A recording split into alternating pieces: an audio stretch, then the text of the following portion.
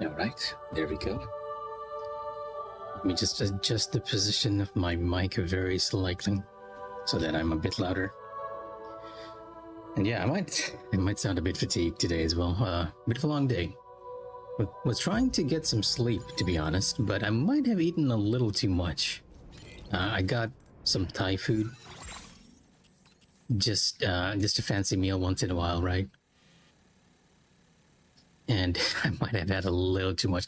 I swear it's the Kankan beef, right? The beef, the stir-fried beef with the water spinach. I love the stuff, but it goes through me entirely. After eating it, I was just trying to get some sleep, right? Your food naps or your food comas or whatever, right? But for the life of me, I could not sleep. My stomach kept rumbling, which, as you can imagine, is not exactly ideal for sleeping. But it was good food, all things considered. I like the Thai food that I took. It's from a place called Thai Wok over here. And I've been going to that since I was very young. Not every month, mind you. It's a pretty expensive place. But now and then I'm like, you know what? Let's just get everyone some good food. And sometimes it's my friends, sometimes it's my family. I'll just call one of them over, arrange everything, and then just go deliver it so that we can eat together.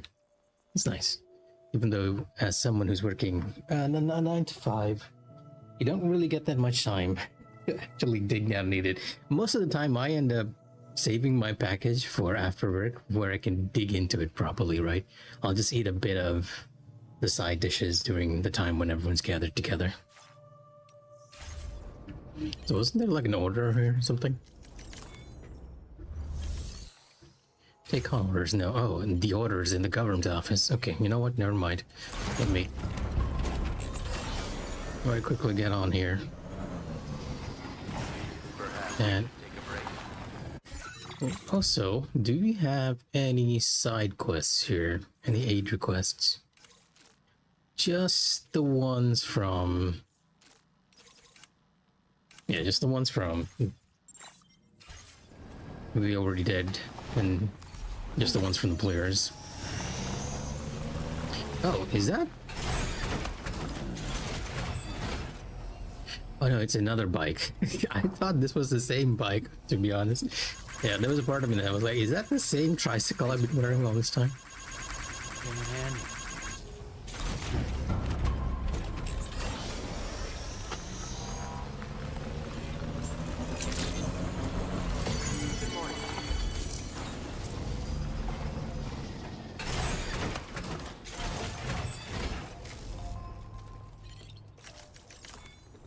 But yeah, good food. Wasn't really able to rest. That's why we started late. I was gonna start an hour earlier, just so we'd have more time to play. But alas, I really need to get my sleeping habits into order. The eternal conundrum as someone who has a 9 to 5, usually has overtime afterwards, and then likes to game. Elimination. Liberate the Western the Western Environmental Observatory from the brigands.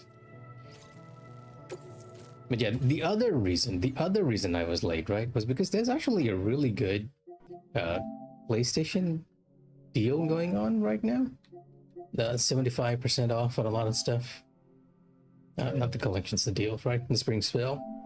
And there were a couple of titles where I was like, you know what, I better get this. I better get this almost immediately. And one of those is Resident Evil 0, which I will play soon. I've never played 0, which is a prequel to the original Resident Evil, but I do know how it goes just because I've watched one of those everything wrong with videos, right? I'm not sure who did it, but I do remember someone just tearing apart all the plot holes and all the things that are wrong with it.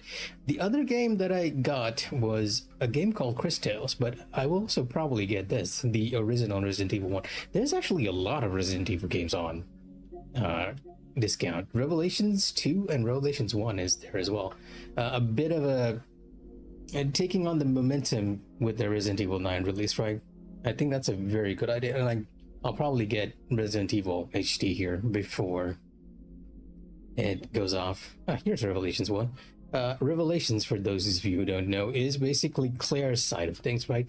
If you felt like Resident Evil 2 kind of ended without Claire's story actually completing itself, this is a reason why. Claire came to Raccoon City to find Chris, and you actually meet Chris at the end of Resident Evil Revelations. Revelations 2, I'm not entirely sure, because that's another game I have not played. Revelations 1, I did play, and it's okay, I guess. I still prefer the original Resident Evil 2s, right? And the remake 2s. But anyway, yeah, the reason why it took me longer to even start the game was I spent quite a bit of while just browsing that area. That all the deals that we had in Burn, because usually I somehow ended up as that one Steam guy, one PC guy that's always buying stuff on discount and never playing them.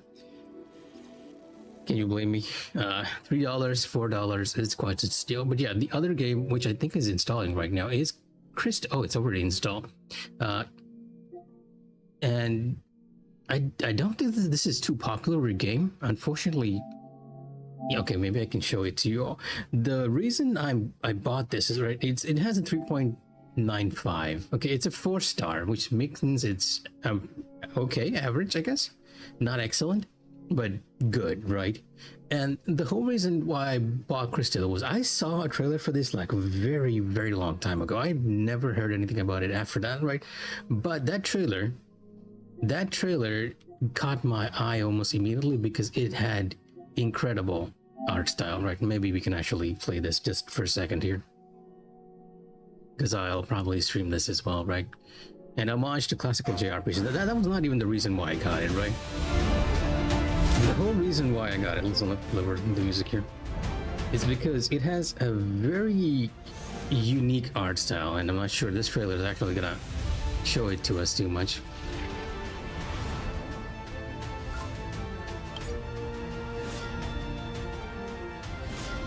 And just how they drew the backgrounds and the characters, they didn't show it too much of it. But yeah, just how they draw the characters and the backgrounds, this was the whole reason why I got it, actually. And there's a mechanic where you sort of split the game into like past and present sections. I'm not entirely sure how that works, because I've never seen anything other than that trailer I saw ages ago. But yeah, the general art style of the characters and the backgrounds, right? Amazing. The whole reason why I got this. I saw it on discount and I was like, you know what? It doesn't even matter to me if you're good or bad. I just want to see how you look.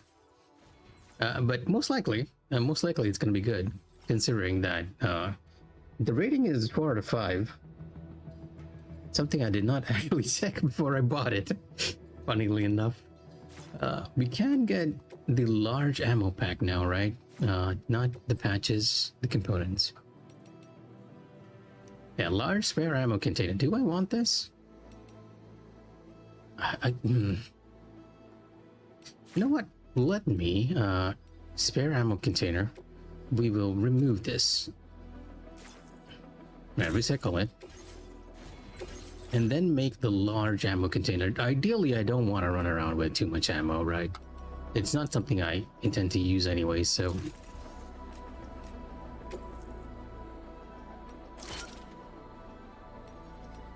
And I will put the AB Plus patch here on here.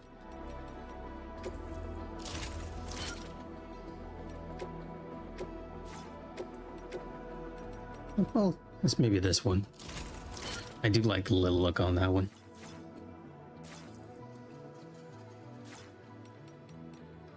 Wait, you... I made 2 and actually... Okay, you know what, let's just recycle.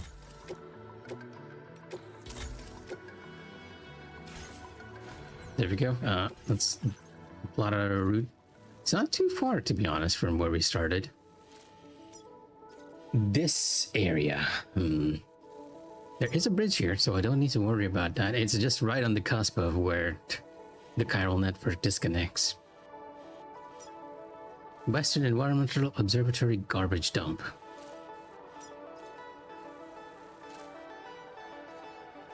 Yeah, I'll probably make myself over there. So we'll go from where Sam is. directly to the bridge. It's this, and I'll probably just make my way from foot here. I feel like that's a good point to hide our vehicle, or if I can, without attracting bandit attention, which might be unlikely. Try to either observe the enemies from over here or from over there. And I have the trank sniper rifle, I have the SL trank handgun. That should technically be enough. I don't need the extra ladder. Actually, I don't even need... Container repair spray is fine. Sticky gun, maybe not. Ladder, yeah, okay, you know what? I'm placing both of you back into the private locker. I'll have to remember to get these later on. Okay, well, let's take you and put it back. Where's my bola gun? Did I actually make a bola gun? I did not, okay. Yeah, the bola guns, this was one of the original weapons in Death Stranding 1, right? Because Death Stranding 1 really emphasized on the fact that you cannot kill humans. If you kill humans, well, technically you're not doing that even in Death Stranding 2, but still, if you killed humans, you'd actually, the bodies will be hunted by, eventually crystallize and bring out spirits, which will cause a void out, a huge explosion in the area, right? And that was an in-game mechanic you had to worry about. If you ever killed anyone in Death Stranding 1, you have to carry the corpse to an incinerator. Because if you don't, something bad's can happen immensely. In Death Stranding 2, they kind of nullified that, I feel like. Because even your normal guns, if you shoot an enemy with them, it seems to just knock them out. It doesn't kill them. And I didn't actually realize it in my first playthrough when I did that the very first time, but later on I kind of figured, yeah, no, I didn't even need to figure it out. The game actually outright says that it automatically changes rounds to suit your need, right? Though I believe it's possible to actually make it lethal, but luckily the game prefers that do it as non-lethally as possible, which I'm okay with, to be honest. But the way all this to proceed, right? All this to point out that how the bola gun works, and the reason why I use the bola gun, even though it has the name gun in it, it's essentially a weapon that fires a giant rope at enemies, right? Good look at the tracks you've made.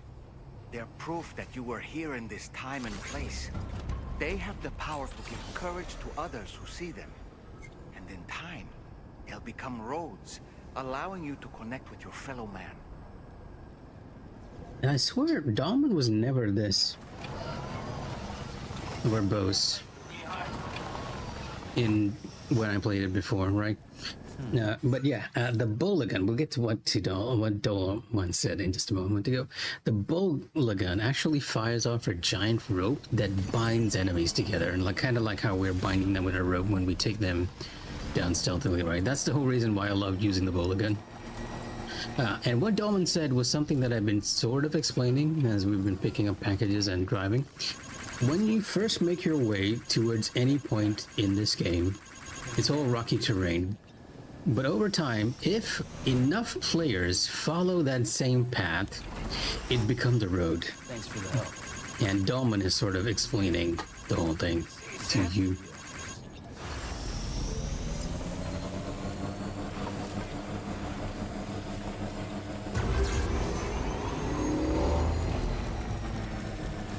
Like he's explaining to you that, hey, if you do this,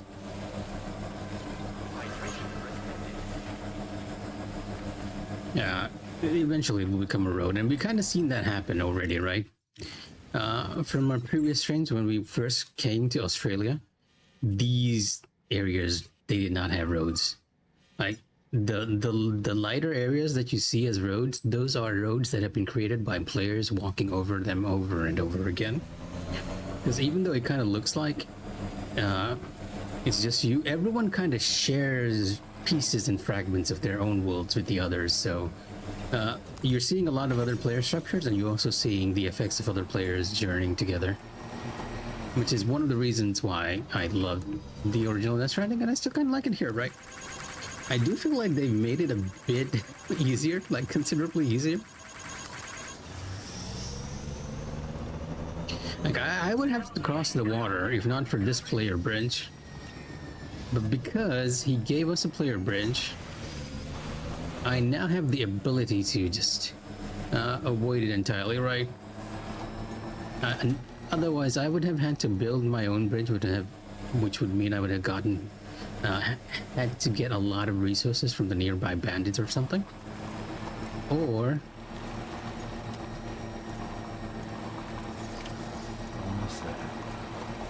just have crossed it and just short-circuited my vehicle somewhat. I think this is as far as we can get without alerting the bandits. Do I have anything I want to drop off on the trike? Sticky gun? Okay, you know what, sticky gun, you can go into the... And we don't need the blood grenade. Smoke grenade, maybe. It's not something I use often, so... But I feel like this is essentially the testing ground that was intended for it to be used that way. And the reason we're going over here, right, is because we can access the solar panel here, and I do believe I can climb it to get a good vantage point on all the enemies in this area, which is what our next mission entails.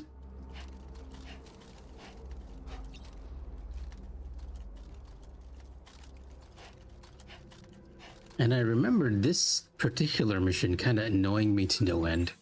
I did not save before I came into the... I can't actually save here because we're in enemy territory, but yeah.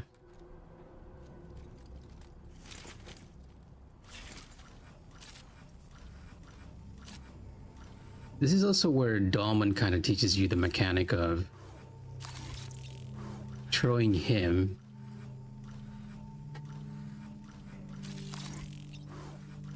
as a source of observing the enemies while you're in cover or something.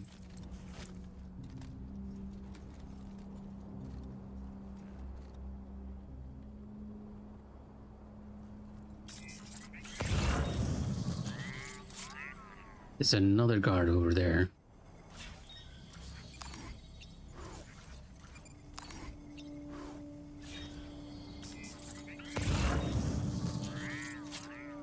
Some materials, but I see a guard that I missed way over there.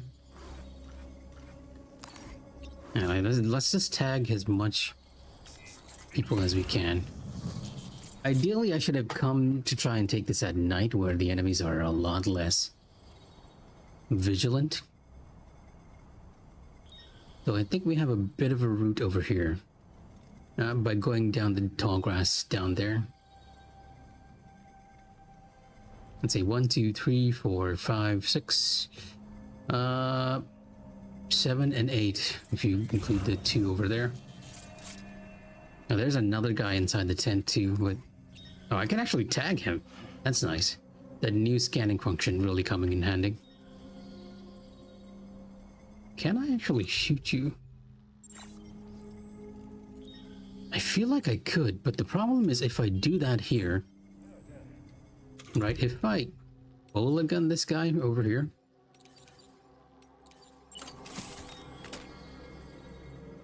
an enemy might possibly see him. He's not exactly hidden. That's kind of the problem with moving enemies, right? Because they're moving constantly. You're gonna see the bola gun in action now. Unfortunately, I hit his... You want to kind of hit his head because that's an immediate knockout. But yeah, it kind of binds them together, allowing you to take care of them. My one worry is that guy over there might see this guy. Might not be the case, actually.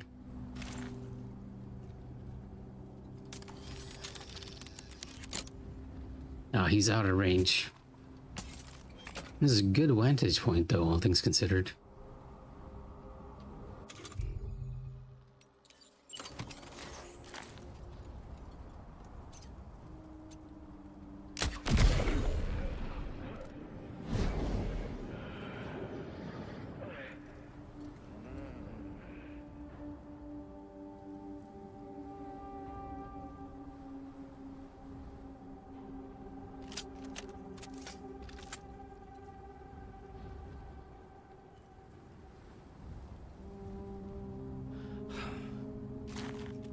is trying to minimize the potential number of people around here.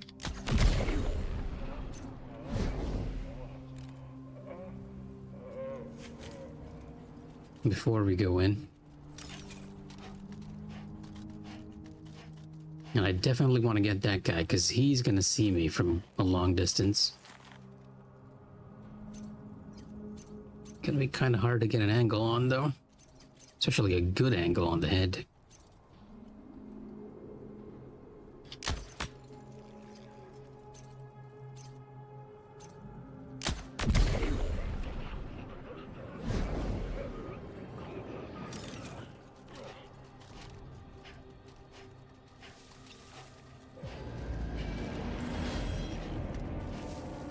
Oh, someone saw one of the bodies.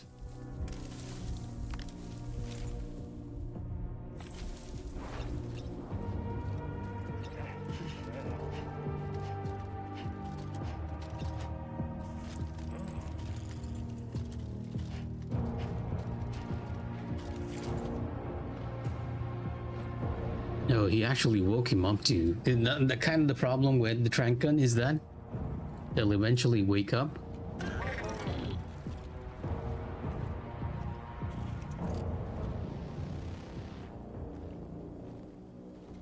This guy's gonna see the other guy too.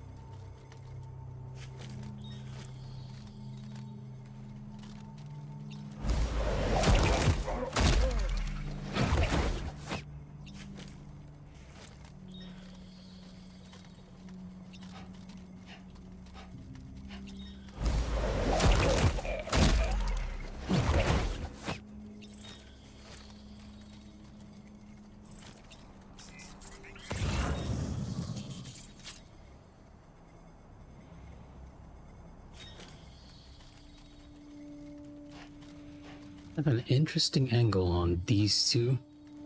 They don't exactly have too many places to hide if they turn around.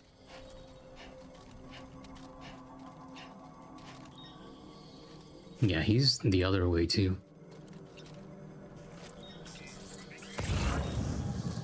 This guy's not moving, thankfully. Oh, he is though.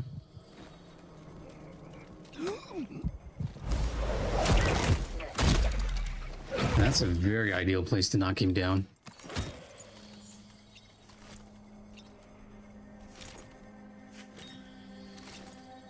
Yeah, he's moving too. Because this fellow is hidden on the container, behind the container, right? It's unlikely that he'll see. Which is why I said that him moving was very ideal. I think that ought to be all of the guards, more or less. A lot easier over time than I remember, because I don't know why, but I feel like I recall having a lot of trouble with this particular outpost.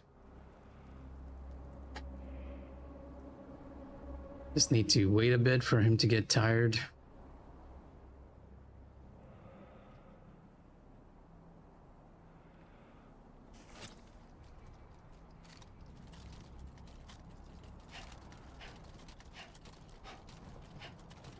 And I can take care of him while he's in the tent, hidden from that last guy over there.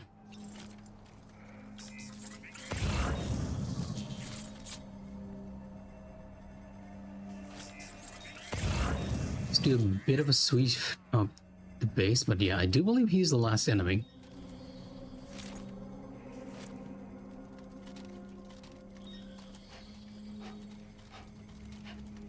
That being the case,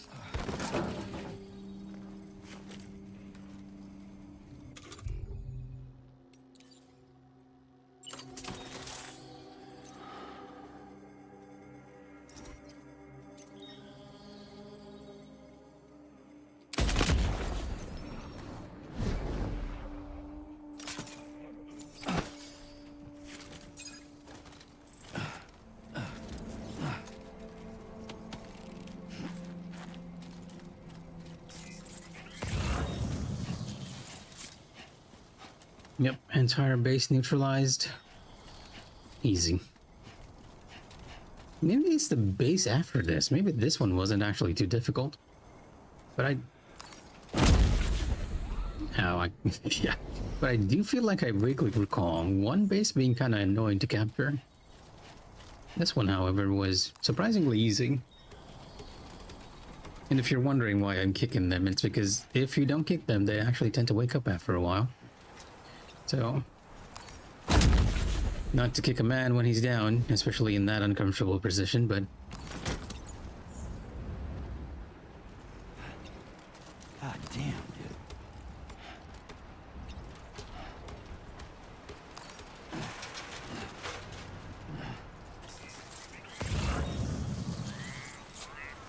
dude. Didn't I see a package here somewhere? I feel like I did. Yeah, it's way over there.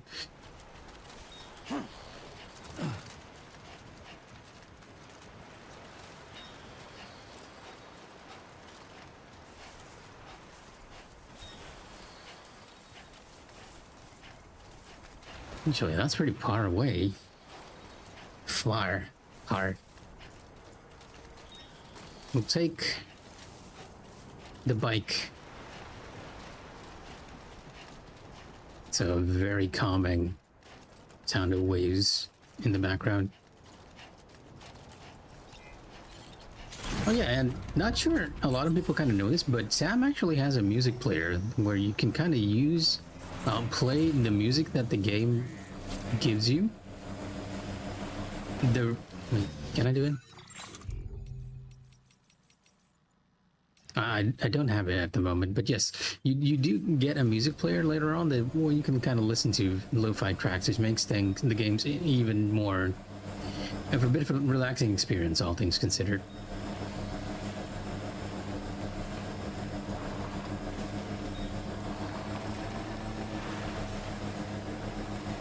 But it's unlikely I'll use them on stream because a lot of these tracks are actually copyrighted.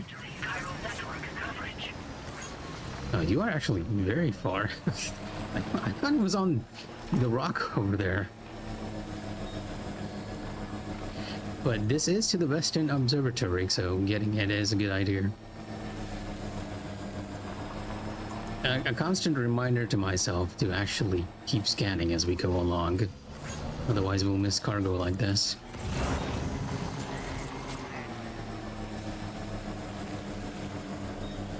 Wait, there is something over. Okay, there is something over now. I just found the other one just because we crossed over to this side. We came over to this side and we found it. Right, there you go. Let's pick it up.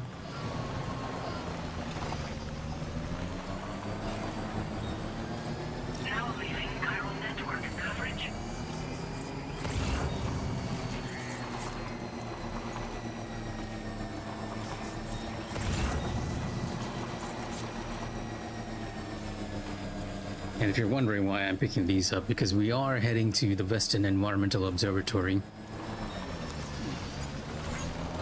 Here. Let's also hit this particular mule box that's been hidden by a hologram.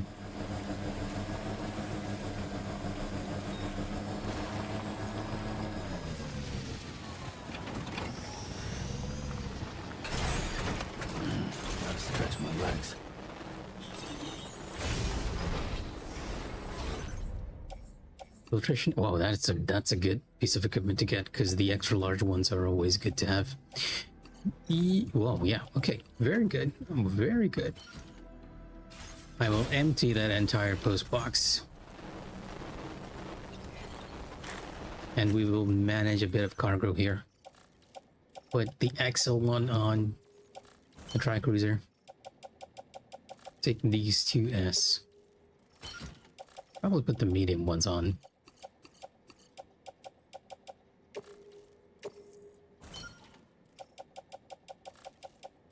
Yeah, that looks good. Doesn't look too heavy now. That's gonna change momentarily once I start picking up all the equipment, all the materials, and the enemy base. Yeah, Yeah, there's there's an excellent piece of equipment right there.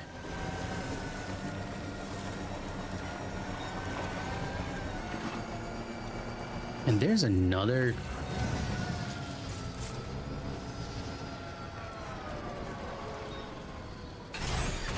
Okay. Okay, so gonna take out these, every one of these. Maybe not the shotgun, because it's unlikely we'll be donating those. And what I'm gonna do is actually offload my entire cargo here.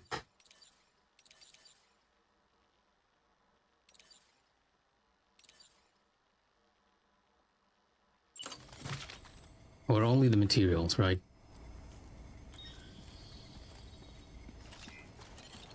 Now that we are a bit lighter, we can actually start just picking each and everything up around here. Which includes a lot of heavy materials by the looks of it.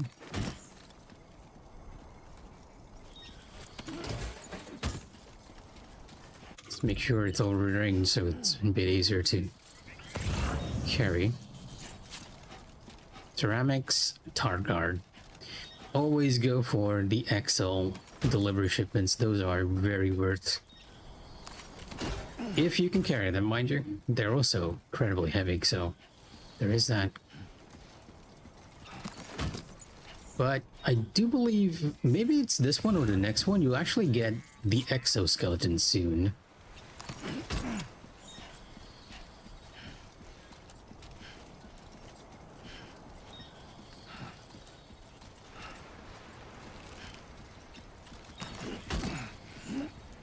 And once again, I will very carefully make myself over here and offload my entire cargo and delivery stuff, right?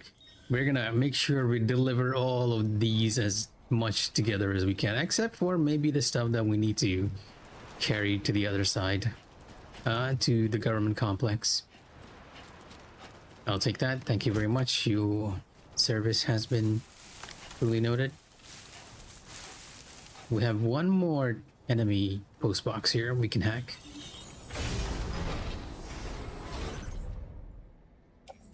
Yeah, lots of cargo, a bullet gun. Usually I end up just giving the extra weapons I find to other players, right? I find that that's a bit more worth, all things considered. There's an extra large medal here. Almost missed that.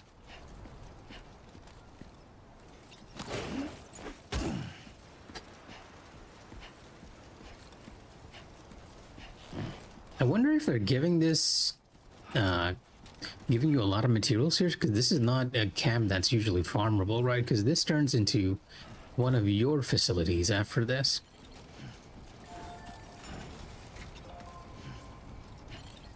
And I will activate the terminal and start delivering everything.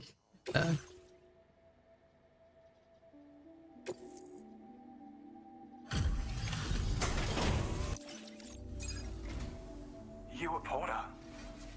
Those brigands, are they all gone? Wow, this is a relief. I was beginning to think I was done for. Give me a moment to confirm the order details. My understanding is that the brigands actually don't kill anyone either, though. You put on a clinic out there. Well done. You put on a clinic. That's an interesting way of putting it. Enemy annihilation, threat elimination, stealthy elimination, undetected by hostiles. We'd already written this off as lost. You've made everyone's day bringing it in. Heater gates. Ah, yes, gates actually lets us know when quake gates come in. We almost had the 2 stars. Use your Cupid to get us online. Quickly now. I'll feel a lot safer once we're all hooked up.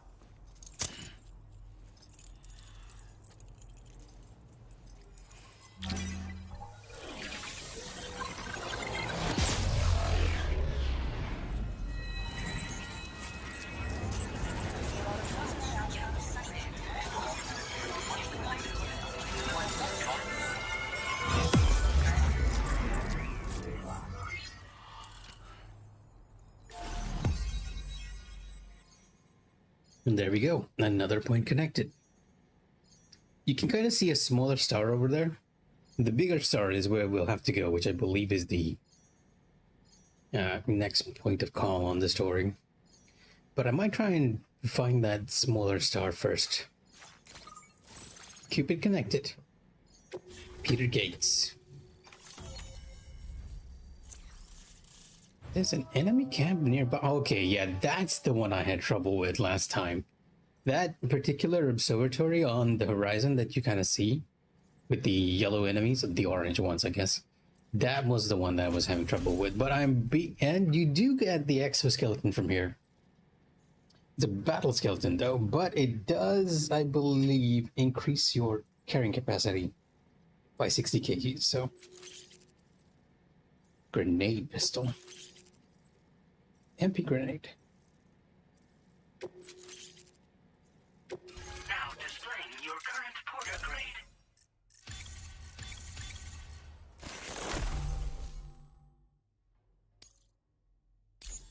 Getting some nice stealth bonuses. Online at long last.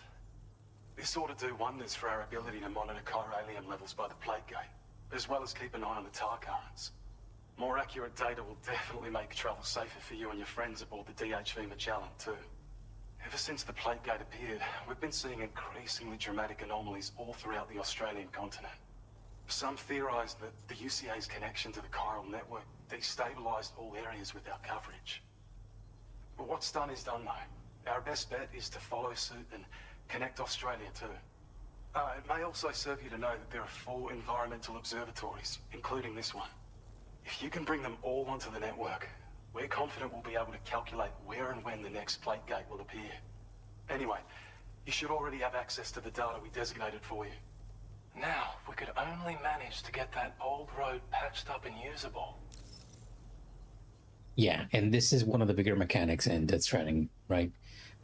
You can make roads which makes travel considerably easier, and because they are like electrified roads, not as in they're constantly going to shock anyone that's going on.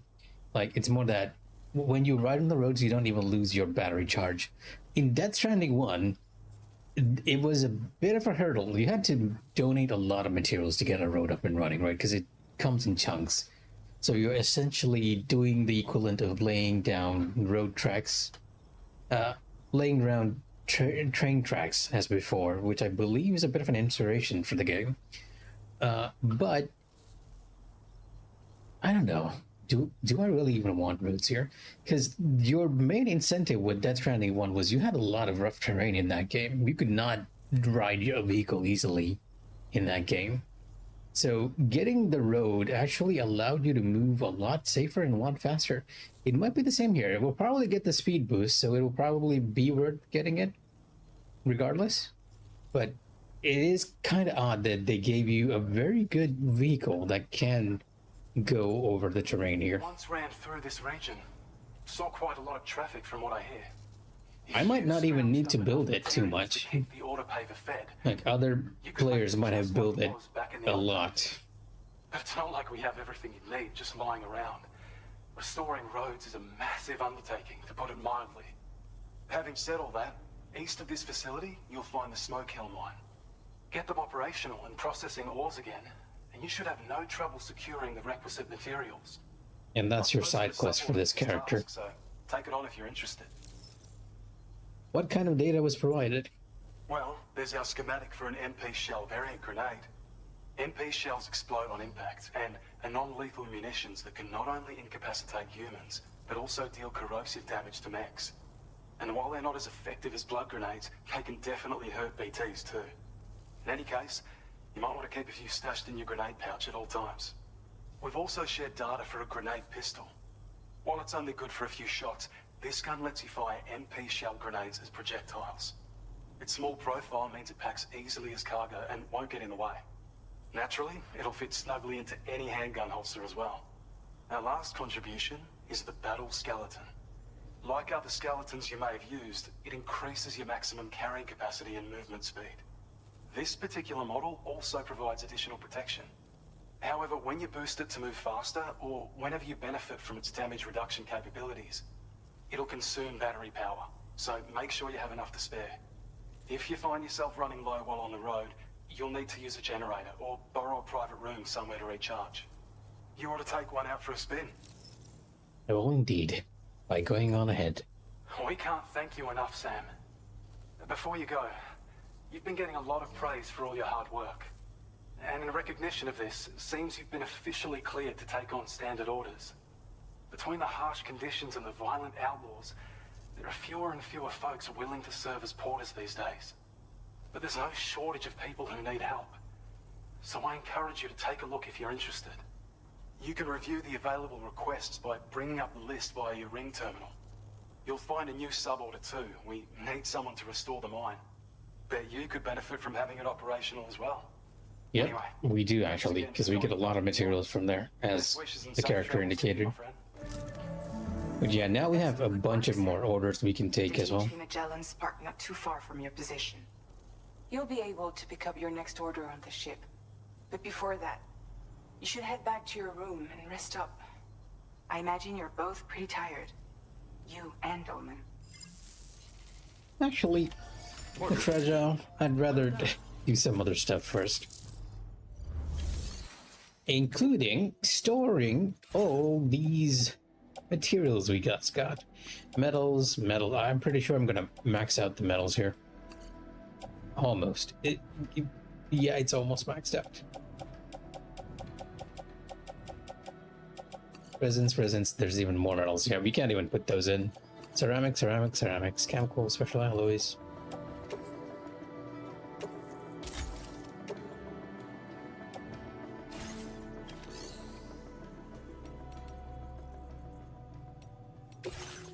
I will use some of that metal and ceramics and chemicals to make a battle skeleton.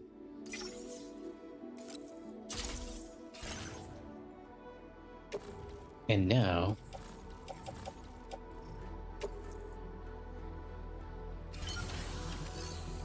we can equip it. The bad part is I can now attach less equipment onto myself.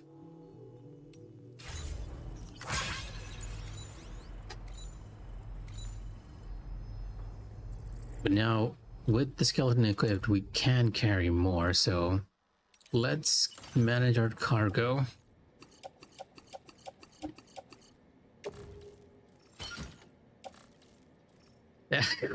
Kind of ridiculous, all things considered, right? Just the large case there.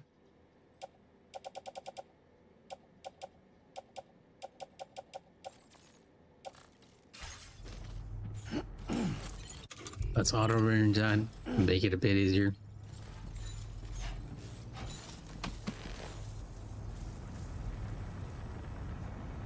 The DS3 makeup one on the side.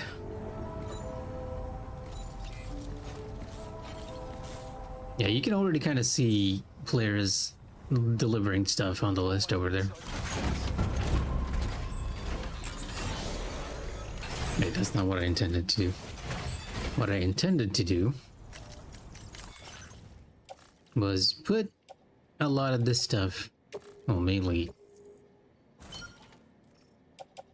let's take the shotgun and put it on us.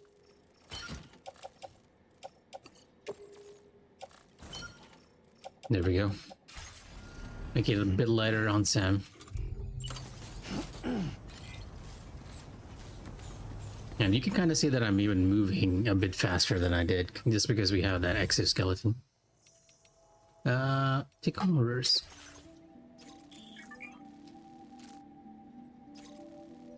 If you achieve the highest possible evaluation for a standard order, you will receive one of the following additional evaluations, depending on your difficult setting: Legend, Legend of Legends, or Legend of Legend of Legends. And if you take on the hardest difficulty, I believe it's called the Wild Card, you get even a different evaluation there. But yes, I will.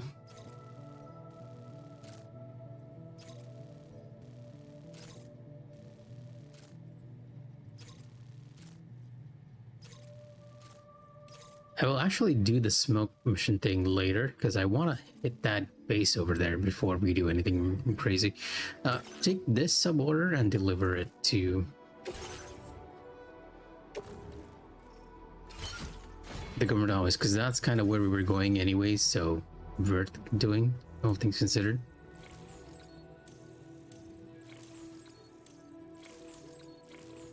Oh, I don't actually have...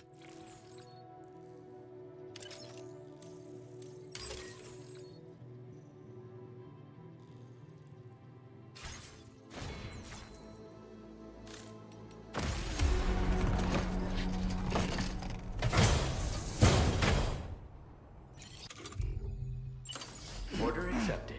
Thank you.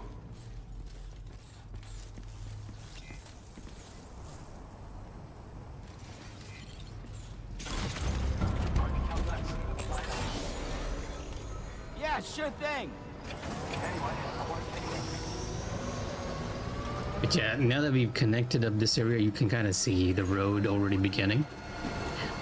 And I'll probably... Whoa, the road is actually made a lot. This is a tough one. Apex has provided us with brigand-specific VR training program. I gave it a try while I was checking to make sure it booted up properly, and I gotta say, it was no joke. I can't believe we fight against blokes like these, Sam. Top stuff. Tarman kind of letting you know that, hey, there are some more training stuff you can do now. But yeah, as you can see, another player has actually built the road for us. So I believe I'll actually have pretty much a safe ride over to the government district here.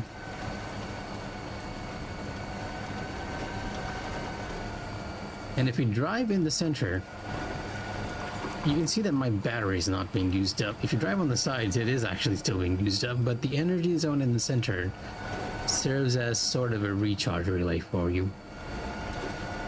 And this is kind of where the road ends.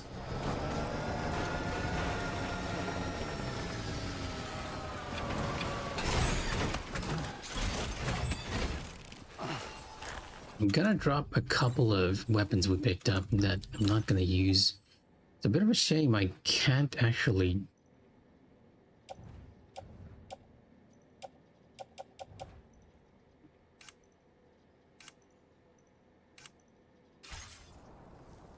I can't actually organize them immediately. Shotgun, I don't need it. I have an extra bullet gun. I'll give the one that's not used at all. Sticky gun? Trank? No, I only have 2 weapons that I can give.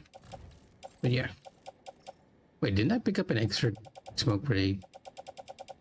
Yeah, let's get the smoke grenade as well. And I don't need it. I have 2 smoke grenades here. We're gonna offload that. And hopefully another player will be able to use that in the future. And that's usually what happens to any extra weapons that I pick up during these bandit raids.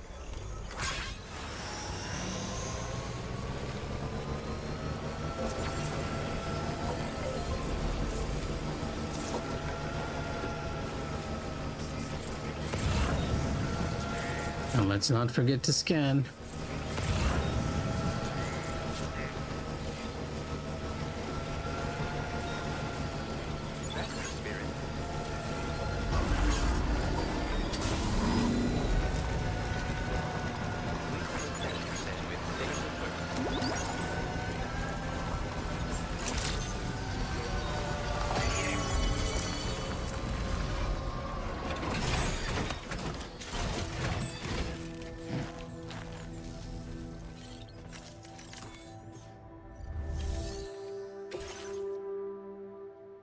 Bunch of stuff. Nice.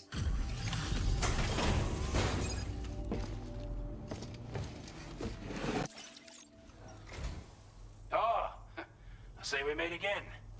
We appreciate your service.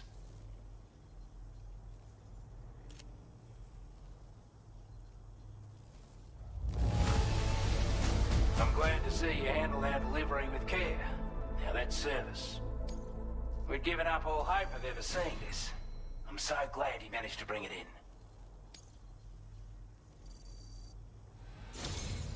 But yeah, doing the standard orders is a good way to fill out. You're a rare breed, mate. You know that? It's only right that I entrust this to you.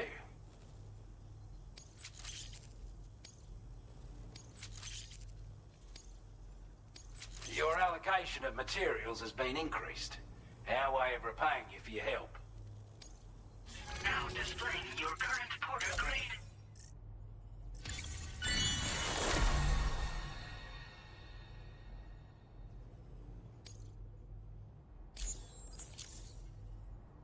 It's a miniaturized version of the expanded ammo container we gave you before. Wouldn't have been possible to make it without your support. No matter the firearm you're using, you'll definitely want this in your kit when you go into combat. You've got a lot riding on you and your plans for the continent. So don't let us down, mate.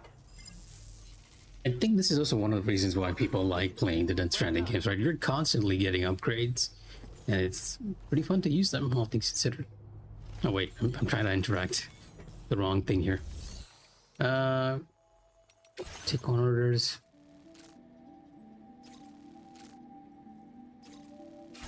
Yeah, okay, so what I'm gonna do is I'm actually gonna store the items that we can deliver to the lone commander, as well as the extra containers for it, because we don't really need it.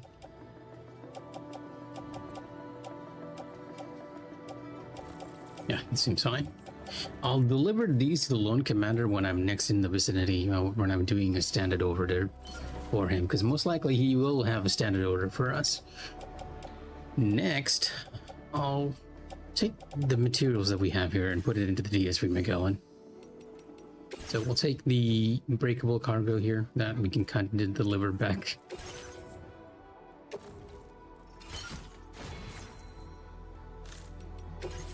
And now I can actually get rid of the large ammo container that I didn't really have a use for at the end, because we got an upgraded version that takes considerably less space. To be honest, I kind of don't want it. I'll just put in the anti-gravity devices, right?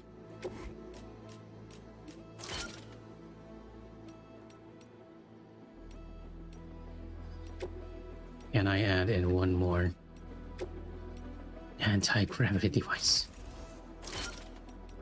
Being able to carry more. A lot more useful. Actually, can I put in the extra ammo one as well?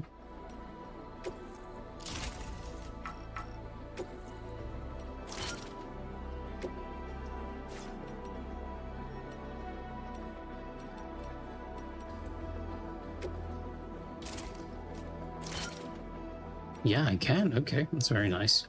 A bit of an odd looking setup, but hey, we'll go with it. And I will recycle all of you.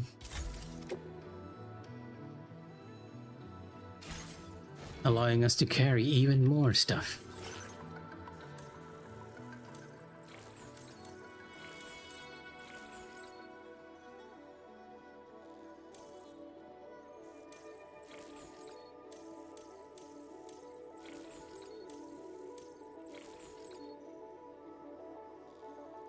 This seems like a pretty worthy upgrade.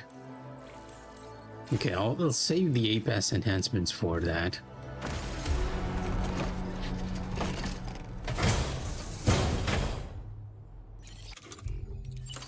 Order accepted. Thank you.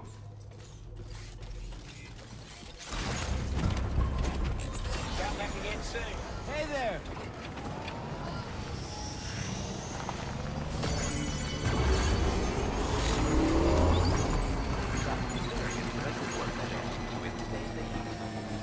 The barrage of likes over there. The signs, not likes. I do like the boost speed signs, right? Those allow you to get to the end of the road a lot more quickly. Also, let me give this generator some likes, because I did end up using it. Thanks for the help. Thank you, Kyle. Thank you, kind. For the help.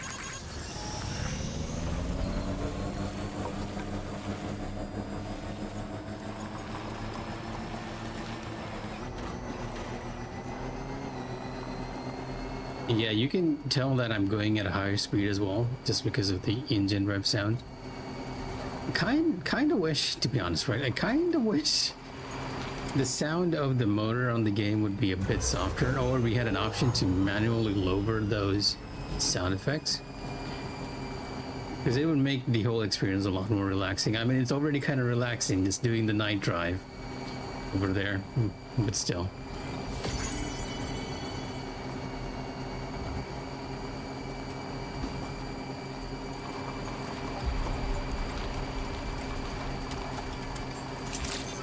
Again, a very different experience now that a lot more players have played.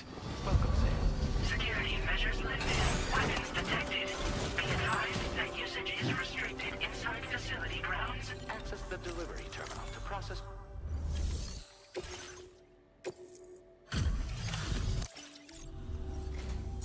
Oh, hey, it's you. Always looking out for... It's hard not to smile when you receive something that's been handled with such love and care. I have a feeling this data will be of use to you. Take it, please.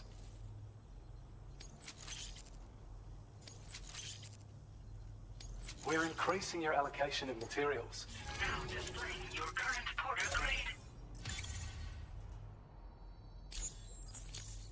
I got some I've stealth shared points data there. with you for an electric shock absorber you can attach to your backpack. Must have hidden from It'll something. reduce the damage you suffer when struck by electrical attacks. Even better, it'll also harness some of the juice to recharge your batteries. Goes without saying, that could come in very handy. Be sure to give it a try sometime. I intend to. Order completed. Well done. Why does it seem like I have a lot of stuff on me? You're one hell of a porter. Thank you. Kindly. You've always been so good to us.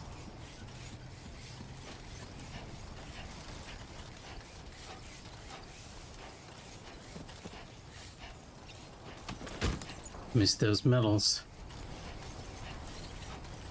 I'm gonna run over to the DH with Magellan, but I'm not gonna enter just yet, right?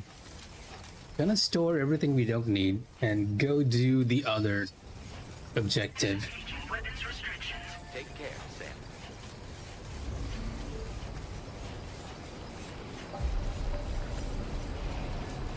I don't know about you.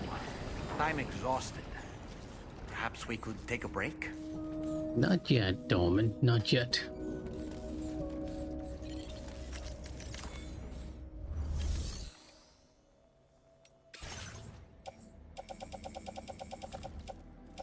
I should take out some of these weapons too, right? One of each type, probably. So that we can give it out to the players on the field. In the meantime, let's recycle these two.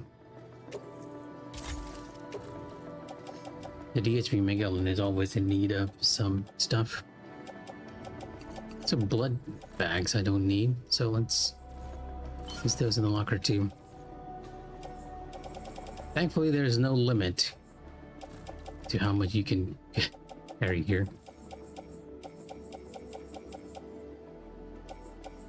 Do I want to give that guy the blood grenade as well? Sure, why not?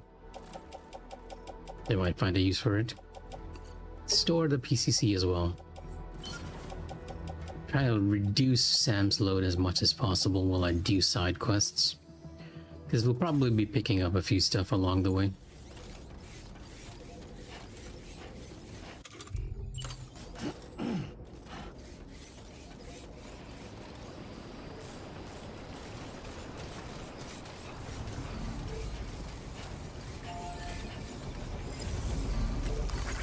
This one's for you. Thanks for the help. Thank you kindly. Thank you kindly. I don't know, for some reason the way he says it, I find it slightly funny.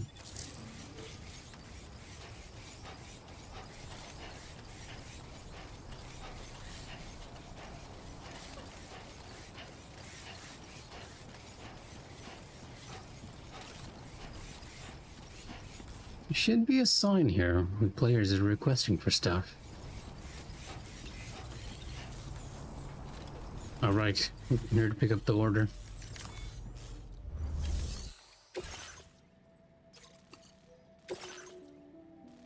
It's a bit of a ride. Yeah, it is a bit of a ride. There is a direct path here too. One way I can avoid hostiles.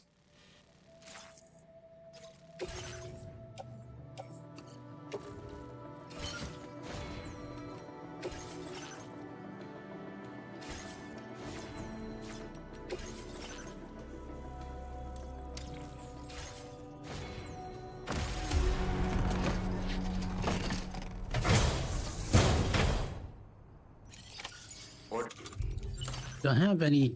Okay, I do have container repair spray in case I need it.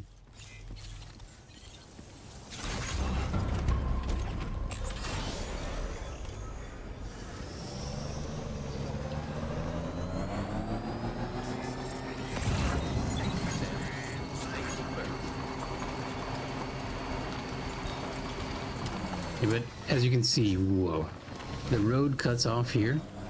And the next point for the road you'll be building is right here.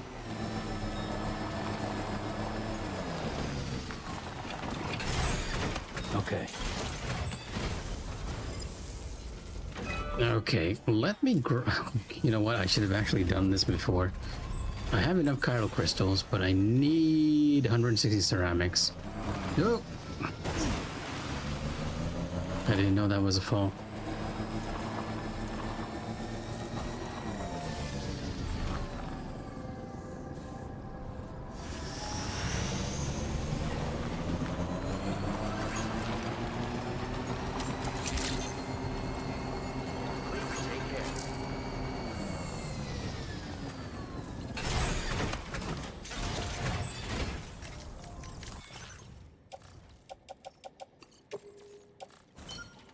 Now let's offload some of the stuff onto the trike here, so that Sam is even lighter.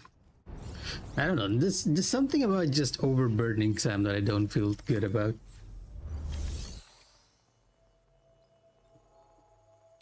Okay.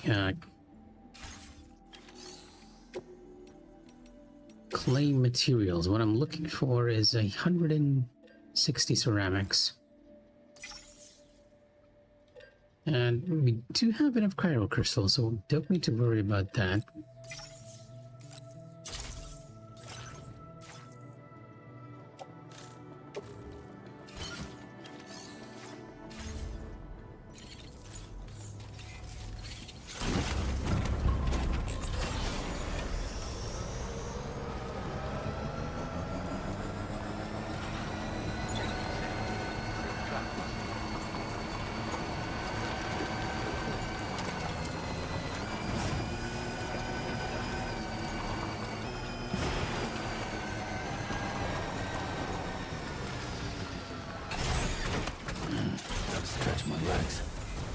I think because this is the first one, they've made the required materials that you need for making this road a bit less.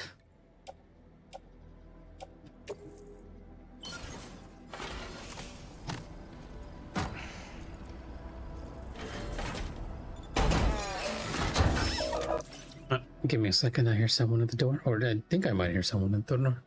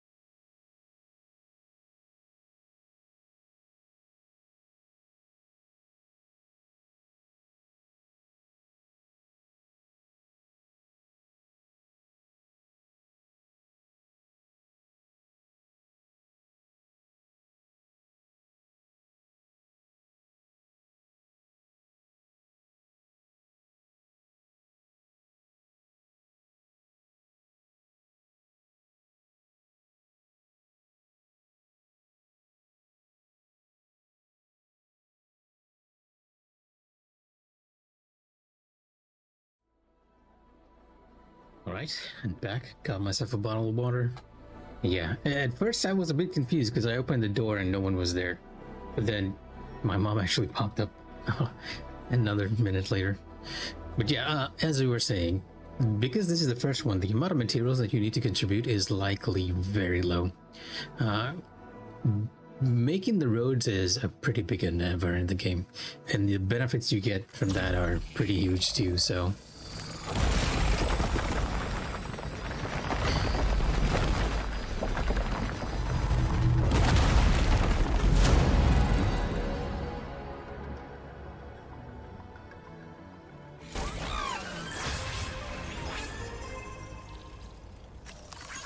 This one's for you. Thanks for the help. Very handy.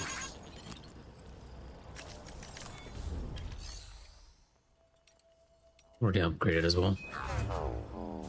But it was likely, again, lower because this was sort of a side quest. I didn't even realize that. At aid request, repair, cover 2 plate gate fragments. Another side quest that I could have actually done when I went over here if I'd realized it was there.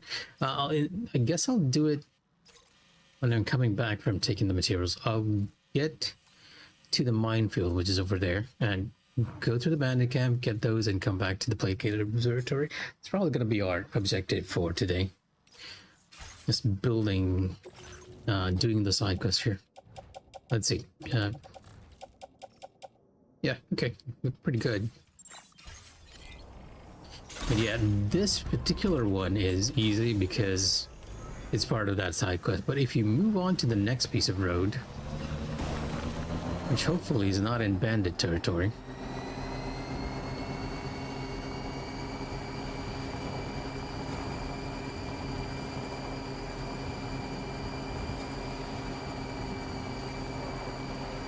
I can see it over there. It's kind of near the bandit territory. But let's see if I can just go to that area without attracting any attention.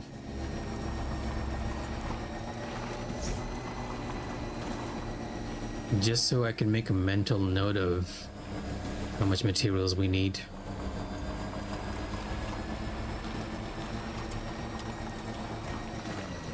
Yeah, as you can see, we need a lot of materials for this. 300 chiral crystals, 800 metals, and 320 ceramics. We actually have enough of those because we took down the bandit camp a bit earlier. And I'll likely have more once I take this one down, but I'll come back to this one in a bit. Because I do recall this one being surprisingly annoying.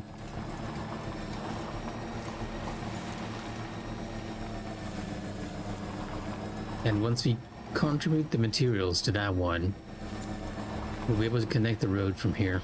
Now entering chiral network coverage. And one of the fun parts of the game is just making us bringing back the very dead world back to modern civilization in a fun way.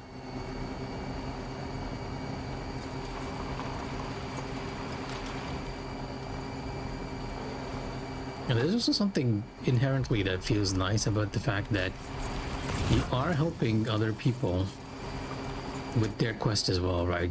Because if you build the road, other people can use it in their game as well, some of them, right?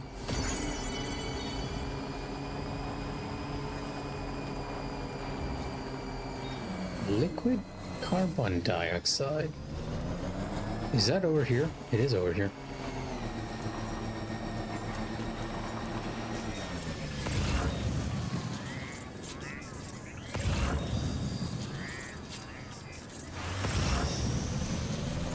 Okay, that is an Excel package as well. We're getting lucky with the Excel packages. It's a bit rare to actually find the Excel ones because they give you so much likes and improve your relationship with the characters.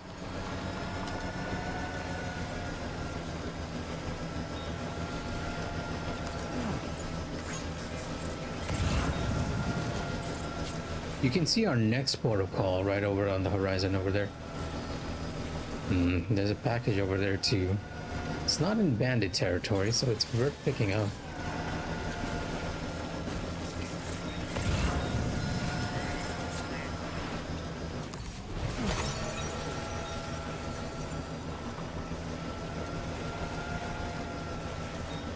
also realizing I actually do not have a lot of Cairo crystals. This is right next to the road, all things considered.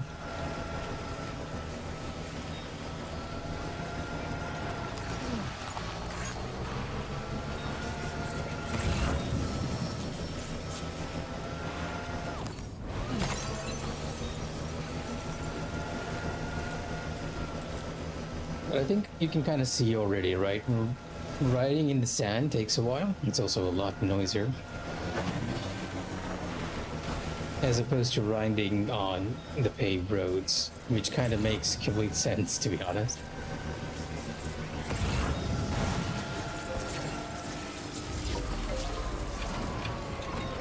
Thank you for the help, Ma. Thanks for the help. And the character's name is Ma. Thank you, Kai. Compact surveillance camera. Another package for the lone commander. Let me take a look at this, because I see a cloud over there that might indicate rain. Oh, there is rain, because if I'm heading into this area, we're going to have to deal with rain. And BTs by the looks of it. I can't actually use...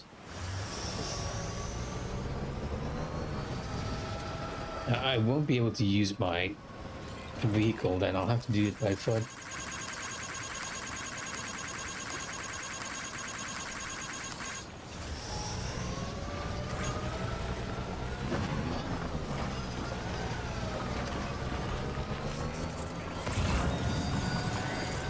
And before you run into the BTs, it'll usually start raining, so not too worried about that. Just where is that package I saw here? No, not YouTube. There's a bunch though. A fragile package that was a surveillance camera or something. There you are. Now take the ladder, because I'll likely need it now. I believe that's even on top of the rocks here.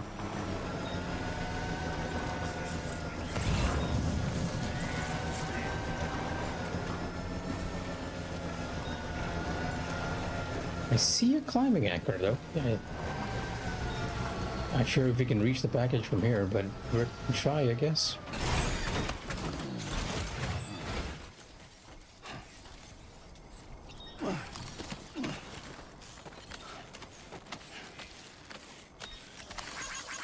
This one's for you. Thank you, Kai. Came in handy. Yep, it did actually really come in handy. I'd either have to use my own rope here or a ladder, otherwise to get on top of the rock. Come on, Sam, can you actually throw that down?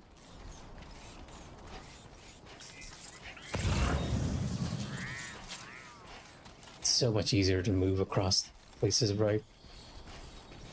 Yep. Because we have the exoskeleton as well. Where is that package? Where did you disappear to now? I'm tempted to use the sticky gun, except it's a fragile package, and I haven't quite figured out how to grab packages by using the sticky gun. It's the whole reason why I have the sticky gun too, just to get stuff like this, which is off the beaten path.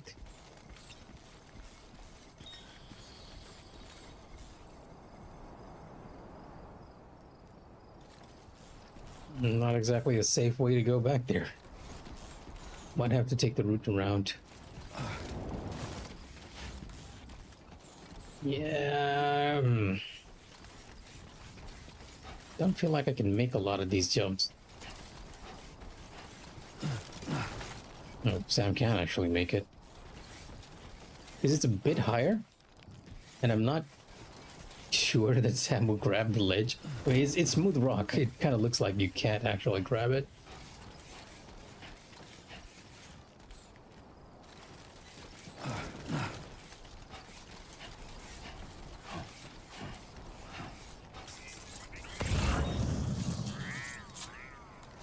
The other fragile packages are on top as well.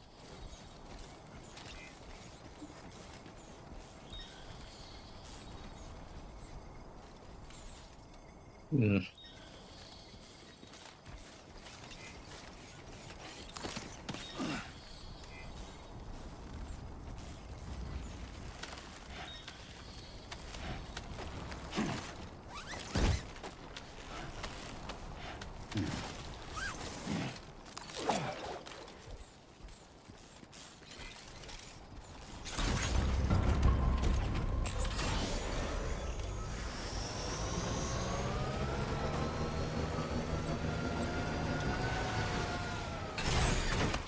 Actually, this is a good occasion for me to test out the sticky gun that I have not been using.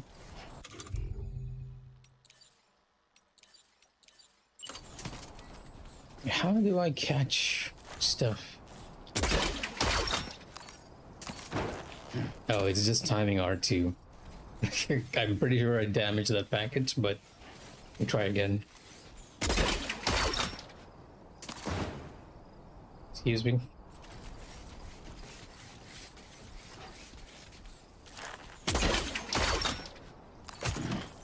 There we go.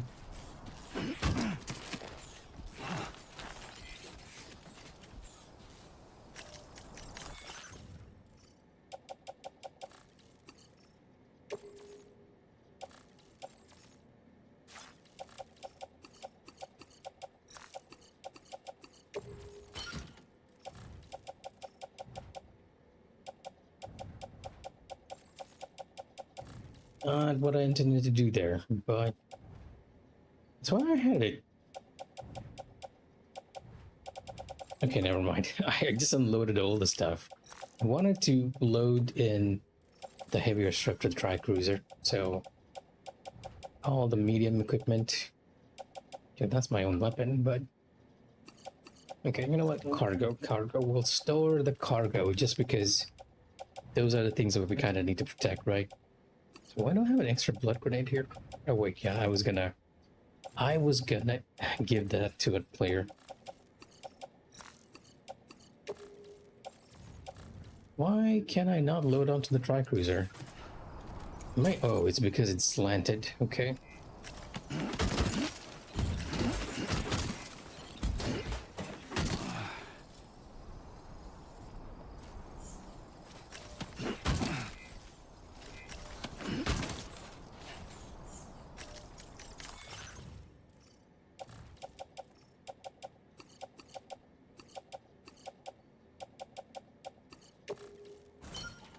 There we go.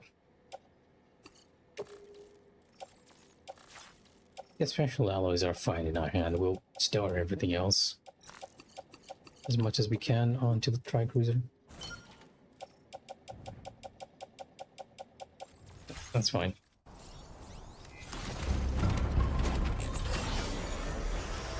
There's one more package up there that I can get. It's for the old government. We'll be dropping by to get it.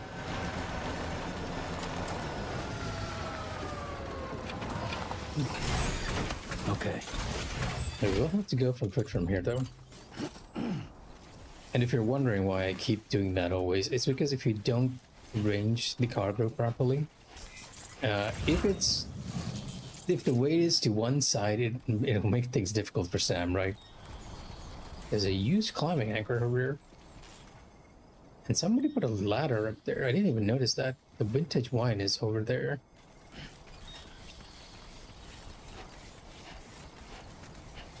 Alley-oop. No, that's okay. I am tempted to carry the ceramics out just because we kind of need it for the roads, right? Although I was actually coming for this. And let's hope I can carry it.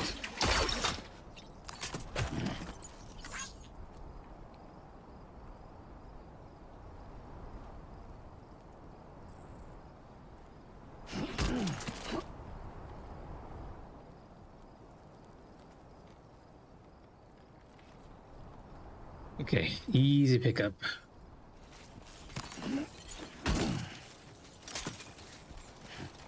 Generally speaking, it's not a good idea to be running around. Oh, that's why I didn't notice the ladder. The ladder was actually bridging the gap. And not exactly helping you along the way to get from from down there to here. Let's offload our backpack and tie it up for safety.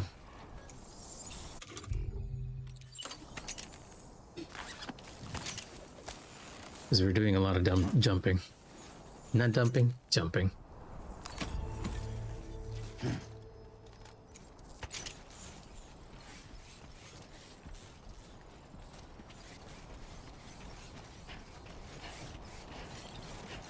Oop.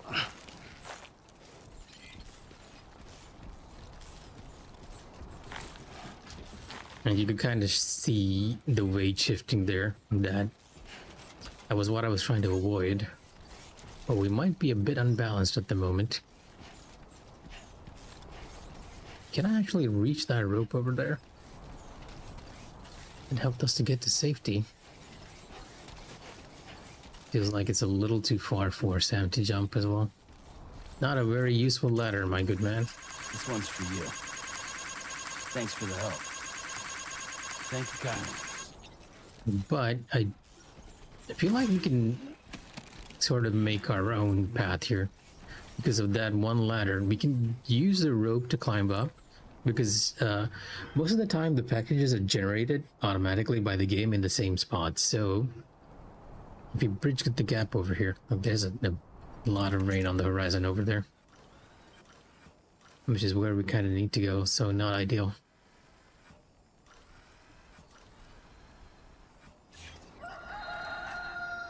And that's the sound of morning. I'll use one of the ladders here so we can have a completely connected area.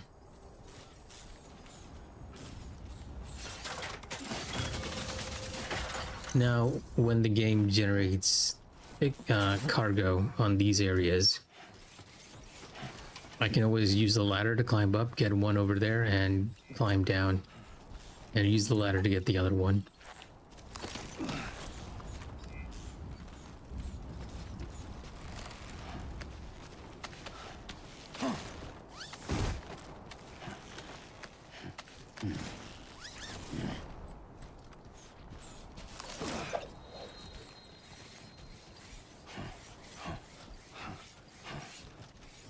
Sam might be a bit tired. Let's give him some water.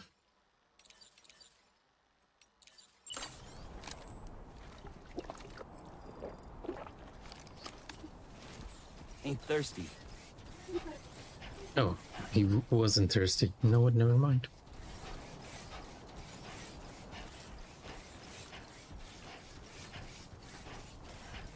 I think the water actually affects his stamina when it's bright white, not when it's being consumed like this.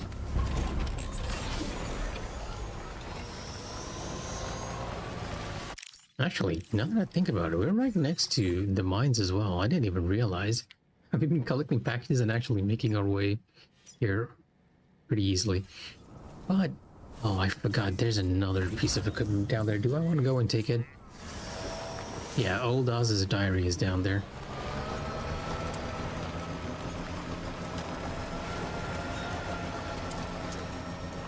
And some chemicals. Okay, this is easy. We actually have a pretty nice route here.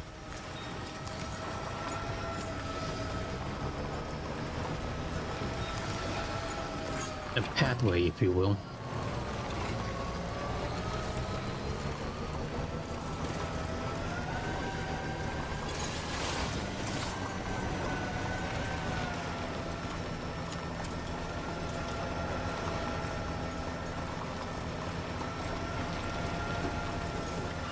Almost there.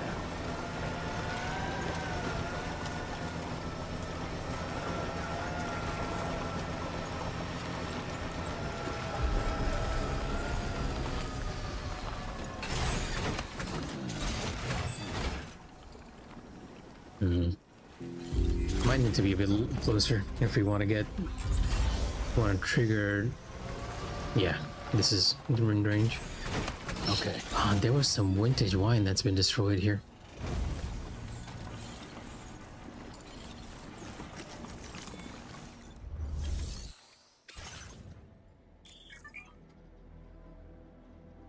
And this is a new thing to Death Stranding. You'll find facilities like this that actually generate resources for you, but you kind of need to upkeep it and make sure it's running yourself.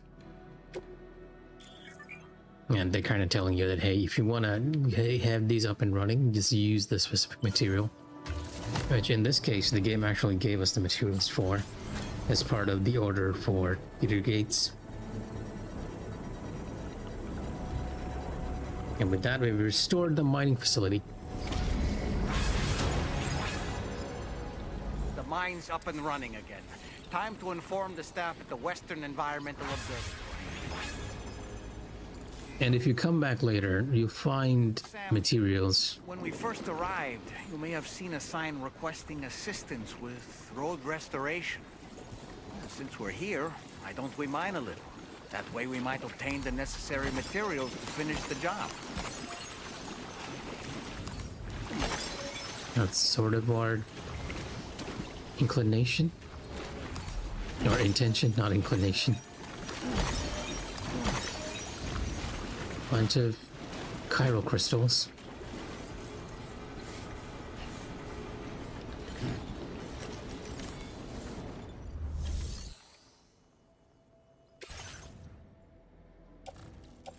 Yeah, it takes a while, but when you come back later, there'll be mine materials in this slot that you can take to go and restore the other places. Also, this needs 1,440 special alloys to upgrade the facility. Probably do it in time, right? Yeah, you need 1,440 special alloys. It's a good place to mine chiral crystals, though. And we are kind of lacking those. Kind of need around 300 just to activate the road.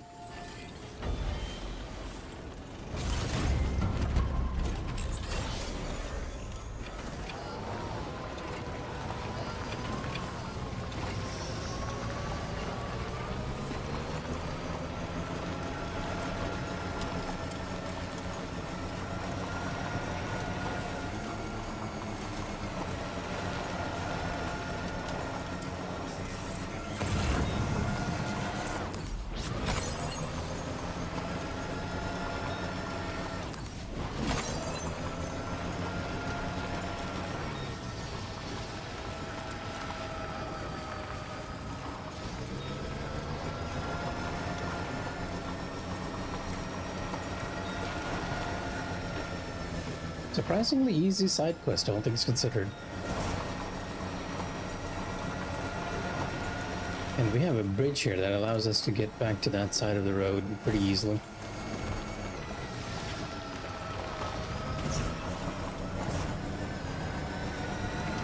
And a generator. Like, whoever did build this stuff knew what they were doing.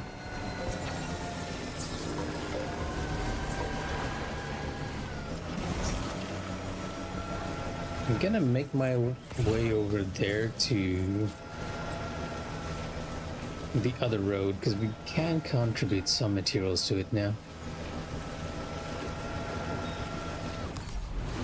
And then we'll go back to the DS3 Magellan. See the next story sequence, which will probably just involve us going towards this facility that we see a bit behind the range and taking care of the bandits all along the way.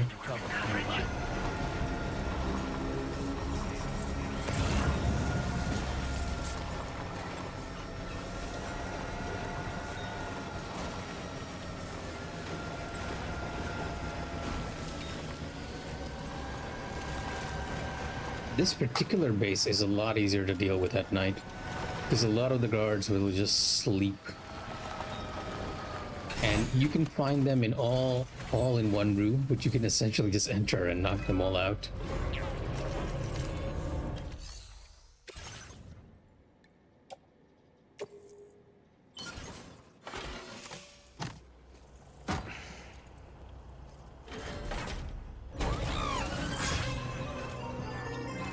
Oh, an enemy already kind of saw me too. Not ideal.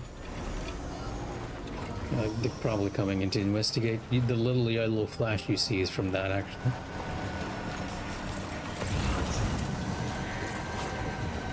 Yeah, he's running over here. Thankfully, we are on our trike.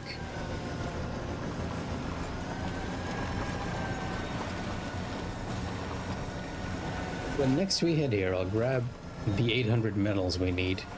Because I feel like we have enough in the observatory over here. Network coverage.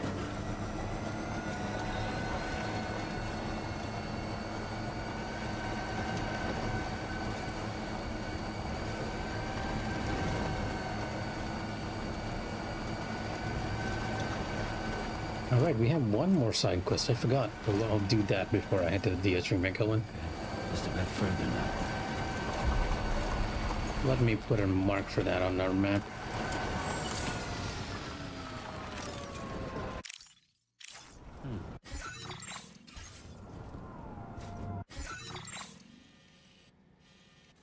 Bit of a ways away, this one.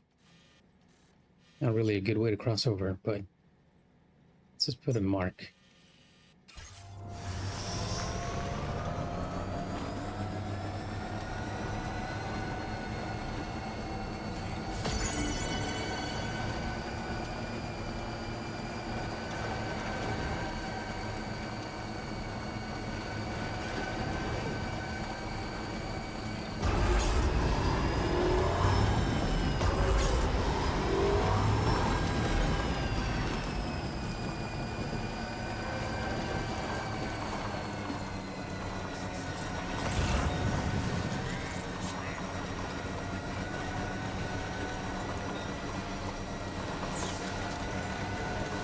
Actually raining over here. Not ideal. Not ideal at all. Where is our point of interest? Special alloys, resins. But I don't know where the package is. I don't even see it from this range.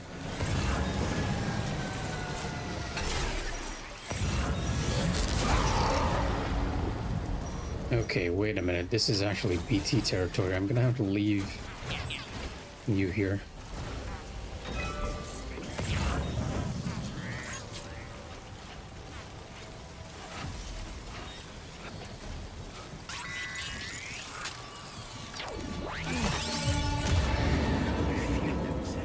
They're very close now. No, not too close, all things considered. Because the odor deck isn't... Actually, no. The odor deck is showing one of them. In that direction. Don't see them, though.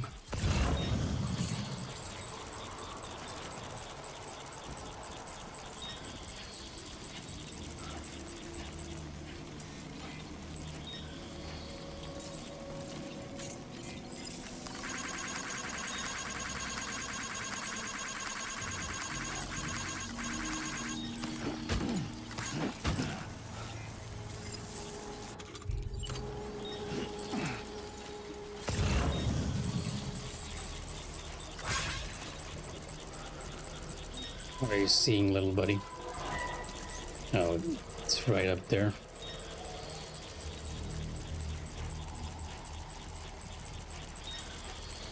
There's a package there, too.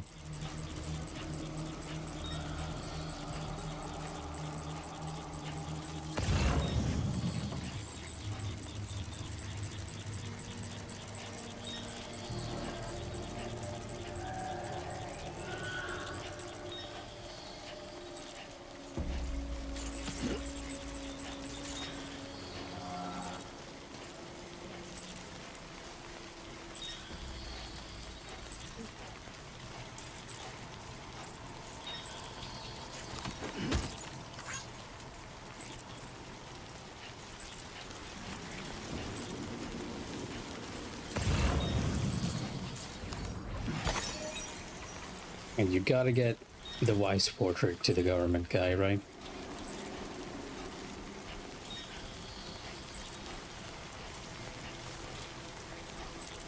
I think there's another BT nearby though, but we're gonna pick it up.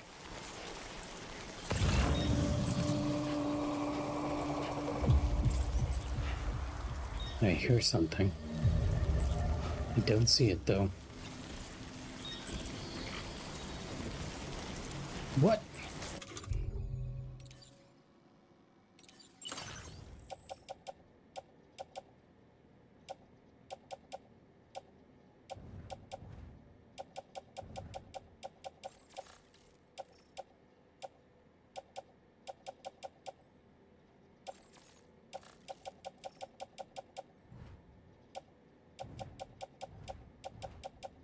Wait, is it? Is it the stuff on the bike? Yeah, it is the stuff on the bike. Okay, I need to get out of this rain immediately.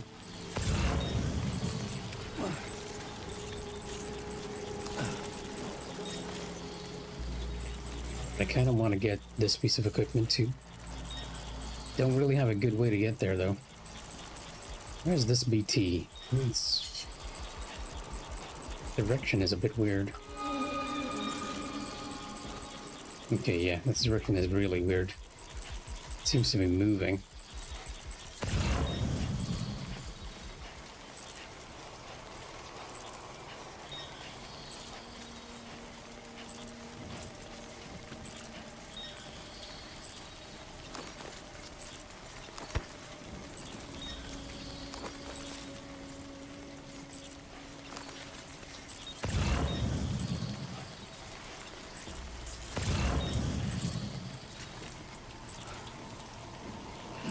Be careful.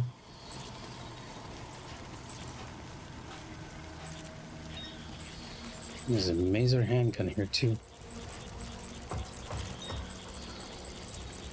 The BT is right in front of us by the looks of it.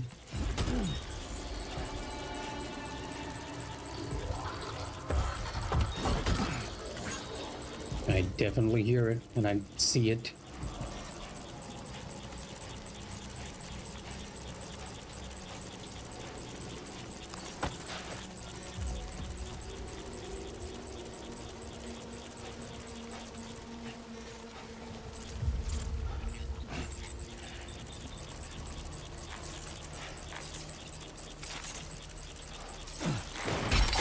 Wait, Sam, you've just dropped some of your cargo.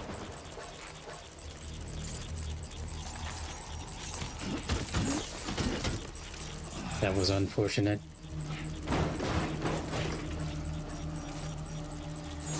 That glitched out immensely. Wow, I can't believe that.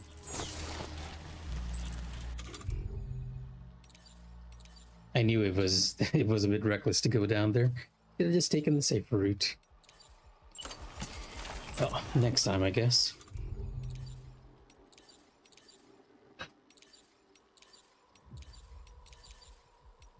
Oh, my sticky gun is up there too. Wow, okay.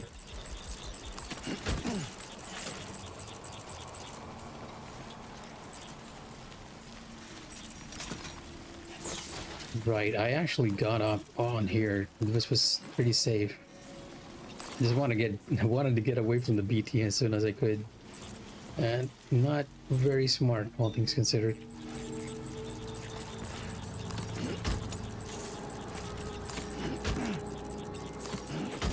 It stopped raining. Oh, come on.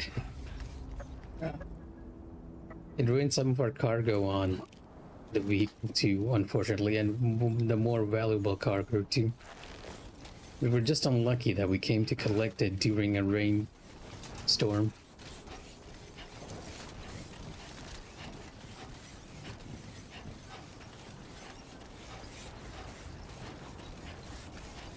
At least we can get the resins here.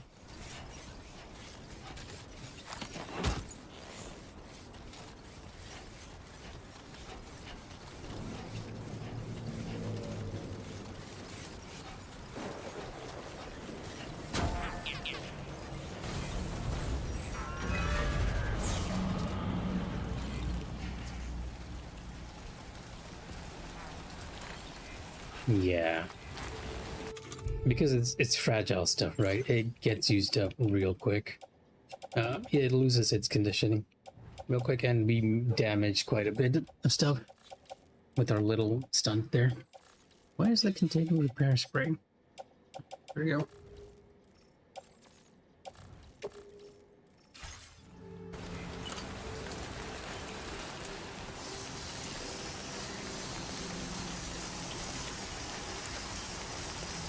Just gonna repair this stuff here. And this is why you kind of want to have some of these around.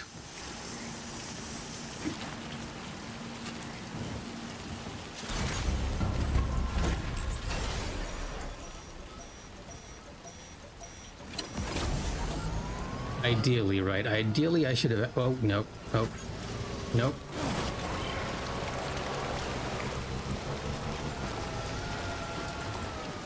Not good at all. That's probably damaged a lot now. Just check. Container, container, container. Oh. Yeah. Gotta be careful. A lot of stuff is damaged.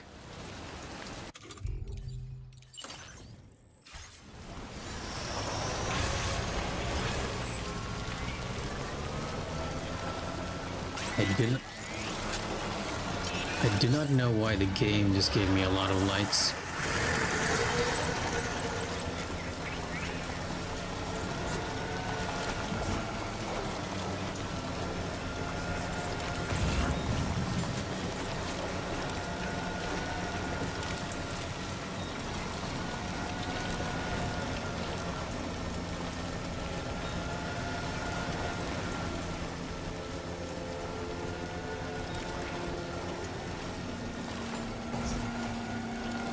Let's stop by the shelter here, restore our equipment, and then proceed. And these terminals do exactly what the spray that I was using was doing, which is restored the condition of everything on us. Thank you kindly.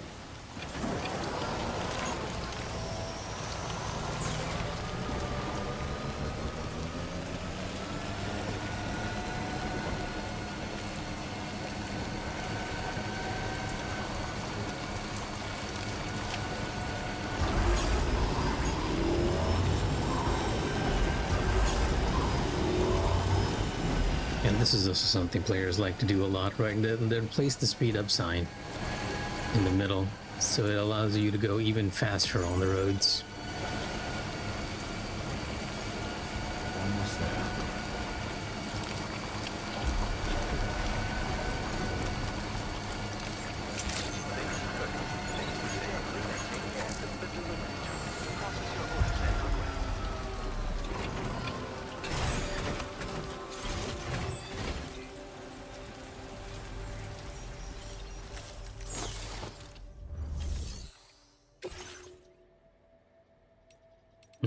Most of the stuff for the weather station isn't too badly damaged.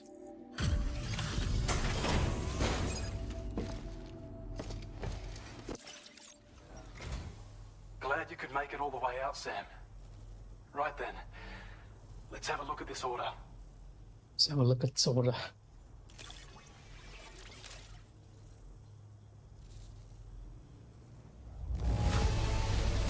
Did a little restoration, did you? Thanks so much. He kind of knew that I restored it. I don't know where you found this, but I'm sure glad you did.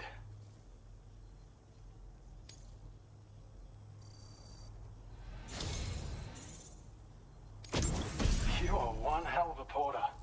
A generous, hard-working soul who deserves this data.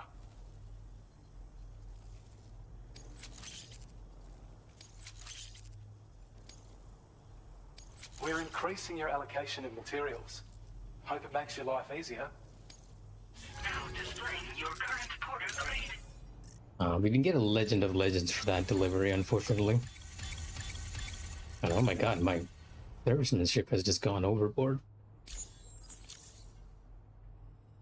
When operational, the mines can provide us with a steady supply of natural resources.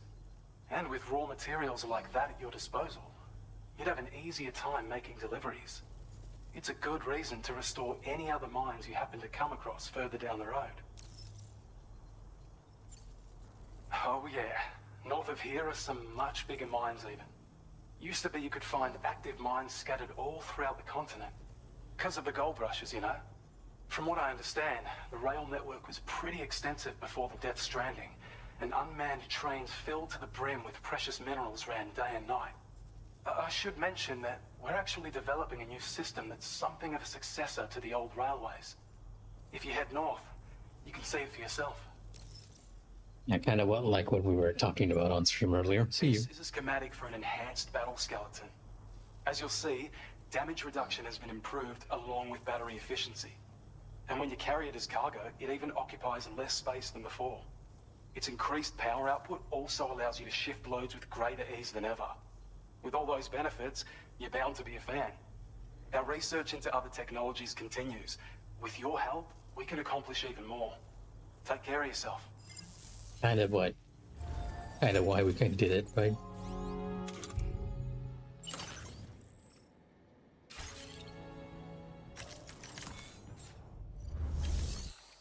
So let me very quickly recycle our existing battle skeleton because we won't need to use it, as well as this.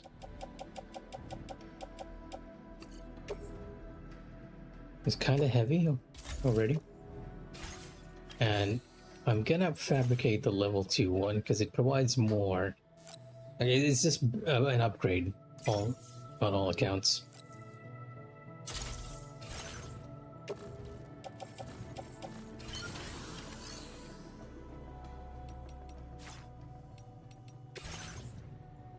Now there's a bunch of metals here too.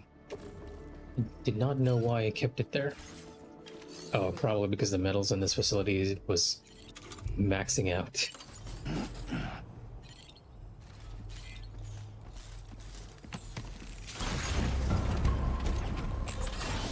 Gotcha! You're one hell of a boy.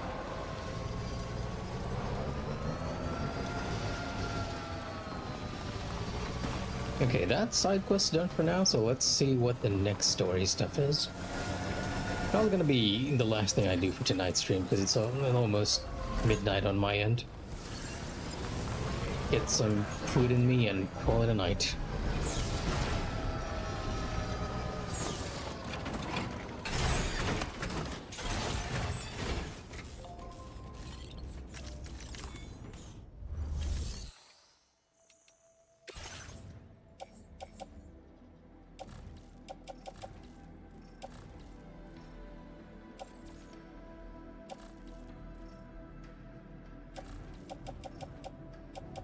I'm looking at is the resins, metals, and chemicals. Just trying to recycle all of these in the DO3 Magellan. And these are for, I'll place them in storage for now. I'll deliver it back to the government in a bit. I feel like I might have actually lost a cart container here.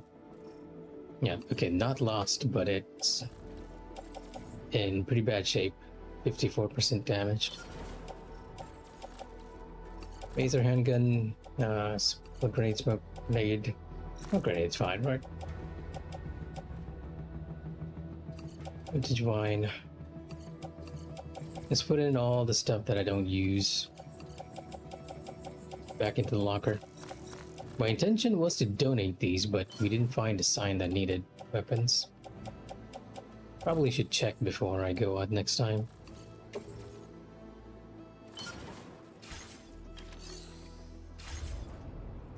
And that reduces Sam's weight considerably. Let me also... our cargo. Take one of these tracking boots, the one that's not damaged. Swap it out. We should restore the durability on our boots, which is always a nice feeling, all things considered. And I'm gonna recycle the 2 that we used, because it's gotten quite a lot of wear and tear. And fabricate just 1 more. We will hang on our boot clip in case, just in case we need a spare in the future.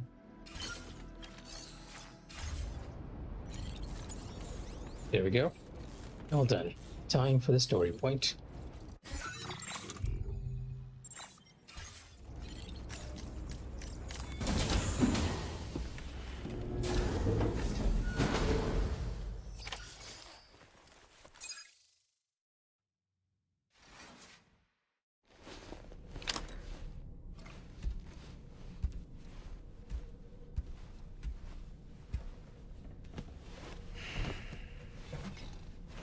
Honestly, I kind of wish I had Sam's ability to just lie down and fall asleep immediately.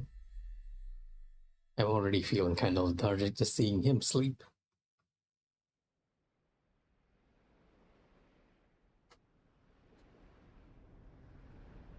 I'll try to get some proper rest tomorrow. And here we have Sam's sister.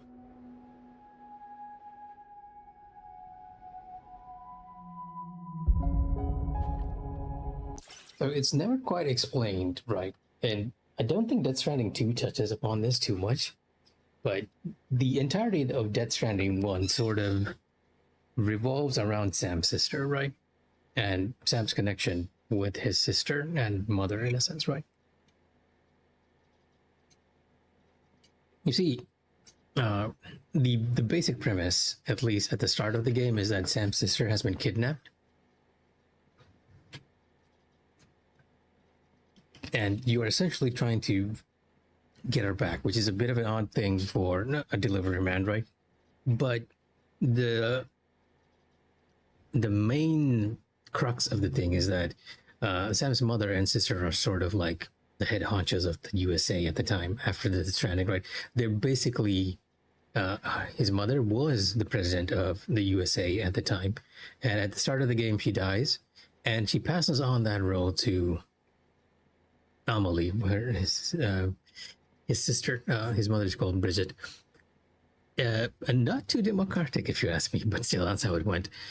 And Amelie was actually the one who went out west to try and connect everything together. It's just that she needed to do the very last thing, which is to bring the Cupid, the thing that's around Sam's neck that we're using each time to connect the networks, to each of the terminals to bring them online. But she could not do it because she was kidnapped by a bunch of terrorists named Homo Demons, the opposite of Homo sapiens, I guess, in a sense.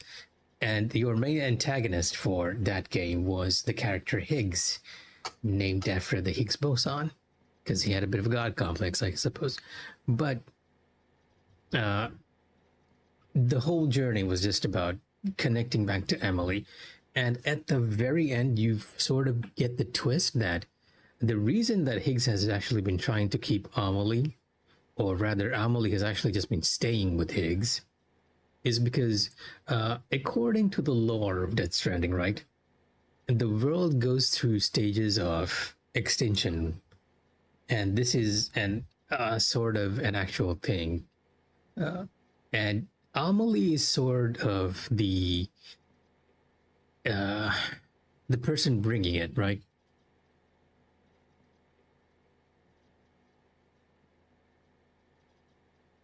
I believe they call her an extinction entity, right?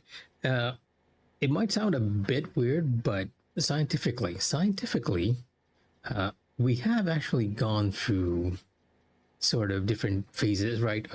And it has actually been called an extinction event, right? Or the big 5 mass extinction events, which has resulted in life on Earth being completely devastated. I think it's the late Ordovician mass extinction, Devonian, and Triassic. And 2 Triassic ones. I don't exactly remember the names for that.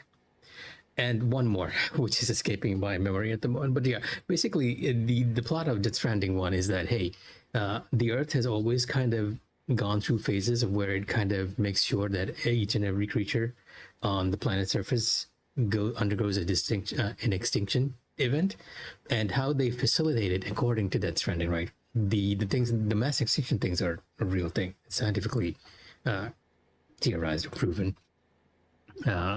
But according to Death Stranding, the mass extinction event has a key figure behind it, and that is a certain member of the species called an extinction entity that brings forth that extinction. And Sam's sister is actually the one, for the humans at least, right? And the reason for that is that, again, very early on, for some reason, this is going to be even more confusing now. His mother and sister are essentially the same person, right? They even have the same model, just aged slightly, not slightly, immensely. And you kind of figured that out at the end of the game. What had happened was that Bridget when she was originally a human, and when the Death Stranding occurred, she herself split into two entities, right? Her physical body, her ha, and her ka and her ha were separated. The physical body, Bridget, became Sam's mother, and the spirit was essentially Amelie, who became his sister. And Sam wasn't actually too clear on this until the very end of Death Stranding, right? And you might be thinking, wait a minute, what's happening there? Aren't these guys family and everything? Sam is actually adopted. Sam is actually one of those people who were part of the original BB program, right? The original baby program where they kind of use the babies to detect the spirits. He was part of that. And somehow or the other, an accident occurs. And I'm glossing over a lot of things. This is all spoilers for Death Stranding 1. But Sam dies during the events, and it is due to Bridget that he dies, right? His mother. And because his sister is a spirit, she tracks him down on his beach, on his spirit world, and brings his soul back and puts it inside his physical body, which is the whole reason why Sam cannot die. When most people die, their spirit passes on to their beach, the in-between of life and death, and then passes on to death, right? But because his sister took his soul and put it back, he essentially loops over and over whenever he dies, effectively making him immortal, unless he is in the spirit realm itself or the beach himself. And I'm not sure how this is all playing out, because I don't remember Amelie making much of an appearance later in this game, right? But yeah, we're sort of seeing the end of Death Stranding 1, where Sam kind of discovers that, hey, his sister is the cause of the Death Stranding, the cause of the extinction. And you actually have a bit of a choice at the end. You can either shoot Amelie or run down and sort of encourage her to say that it's okay, I'm not going to kill you. It will basically give her a cool down hug. And you're seeing that memory. And in doing so, in allowing Amelie to place faith in humanity, she essentially delays the extinction, right? It's not over. She just delayed it. You were talking in your sleep. Kept repeating the name Amelie.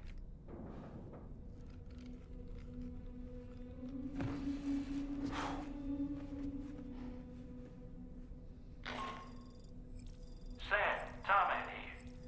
I'd like to brief you on this next order of yours.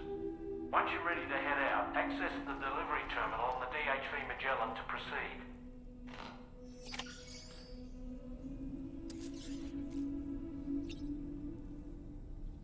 Yeah, I'm gonna sleep till evening because we'll have to go to the bandit camp, and it's better to just start in the evening when you're dealing with the bandits, and you might get another cutscene, right? But yes, Sam has always been very disconnected from the rest of the people in the world, right? There's a whole play on words about how his name. Oh, yeah, you can see the cat there. That's the new thing. I think that just happens randomly. The first step to fulfilling our dream. We were hooked up to the network, and the contamination's a lot better already. I've got nothing but gratitude for Drawbridge. Whether we'll ever be a united country again, well, that depends on the people. We've taken the first step. I'm looking forward to seeing more facilities during the network. The freedom of the roam. Sam, you rebuilt. This one actually came in much earlier. Yeah, and it's kind of explaining that, hey, you can use the charging man in the middle to make sure you're not drained of any energy while you're running around. Rogue data received. Oh, yeah, and this is an actual thing, right? This is a brand placement in the game. In the original Death Stranding, like in Death Stranding 1, instead of the T over there, you'd actually have Monster Energy, and in this game, it's the Rogue Ally and the Asus. Well, not the Ally, this is the Rogue from Asus. I actually didn't know the cat came in here. This is new to me, to be honest. I kind of want a cat, but I am also kind of afraid of all the maintenance it would require.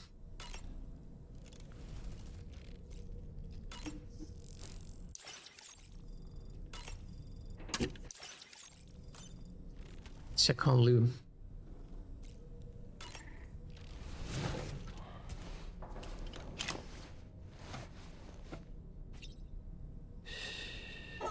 That's it. Everything's okay.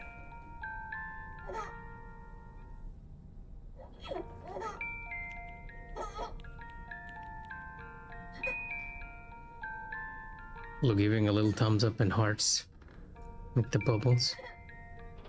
I'm not sure if there's a point in doing this, by the way, at least in this game. In the other game, it sort of tracks your relationship with Lou, and the better your relationship with Lou in that game, the easier it was to get through spirit territory, right?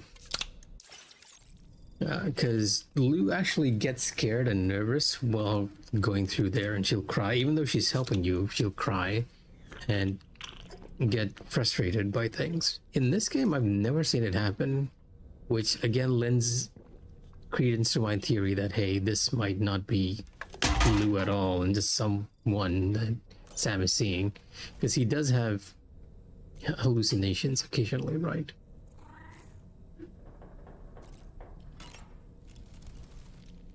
So, the files say you worked with Amelie to connect everyone in the UCA to the chiral network. But that despite your best efforts, an extinction event known as the Last Stranding seemed destined to kill us all. Until Amelie found a way to put a stop to it. She single-handedly sealed off the extinction entity's beach, preventing countless BTs from invading our world. Dolman here kind of recalling what happened, but what the files that Dolman read hasn't quite explained is that the extinction entity itself was Amelie. She was the key person who could bring about the extinction of the entire human race. It's just that after meeting up with Sam, she kind of decided not to by sealing herself off in that beach. She essentially locked her spirit plane off from everything else. Because the way the in-between, the beach works is that each and every individual has their own unique beach, their own spirit in-between. But the community, the species as a large, has a collective unconscious beach that is shared among everything. And that's what Amelie had access to, right? She could bring about the death of everyone if she so wished. And in order to avoid that, she disconnected herself from everyone else, which is what Dolman here is saying. But he doesn't know that it was Amelie herself who was the extinction entity. And in doing so, saved humanity. But why am I telling you this? You were there to witness it all with your own two eyes. And you, of all people, must know that humanity can never truly escape extinction. The ultimate goal of Drawbridge's mission is to overcome the Death Stranding. If we succeed, we will be fulfilling Amelie's dying wish. At least that's how I see it. The reason why Amelie and Dolman is saying that Amelie's died, by the way, is that once you seal the beach off, you're disconnected from everyone.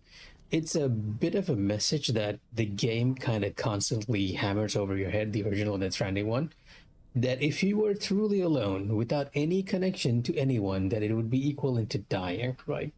I know a lot of people who will prefer to be alone, myself included, a bit isolated from the rest of the community and not too involved with the community, but they do have a point. If you are completely disconnected from the rest of the world, it is equivalent to death.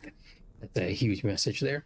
And because Amelie cut herself off from the rest of the world, she has essentially, quote unquote, died. Or at least that's how I'm seeing it, right?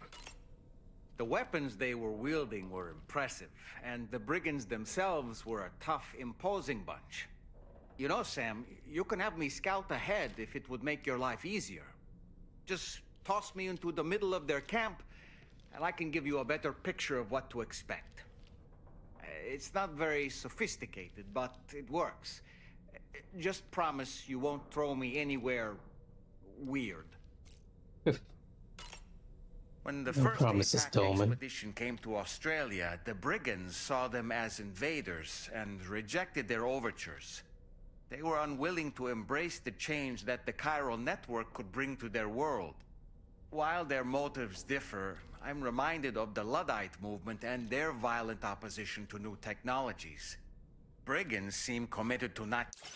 All right, this is a term you might actually hear quite a bit. The Luddites, I believe, were a bunch of people that opposed industrialization, right? Because industrialization would have put them out of job. I might be misremembering this whole thing. And so what they would do is they'd make groups go to these factories which had those machineries back during the Industrial Revolution, right? And they'll destroy them by bringing them out and causing a lot of damage. So Dahlman himself is referring to Luddites, but I feel like a lot of more people are familiar with the term now for different reasons, right? Mainly being the advent of AI, because a lot of people have rejected how LLMs work. People who support AI or LLMs, I call others Luddites, right? In a sense.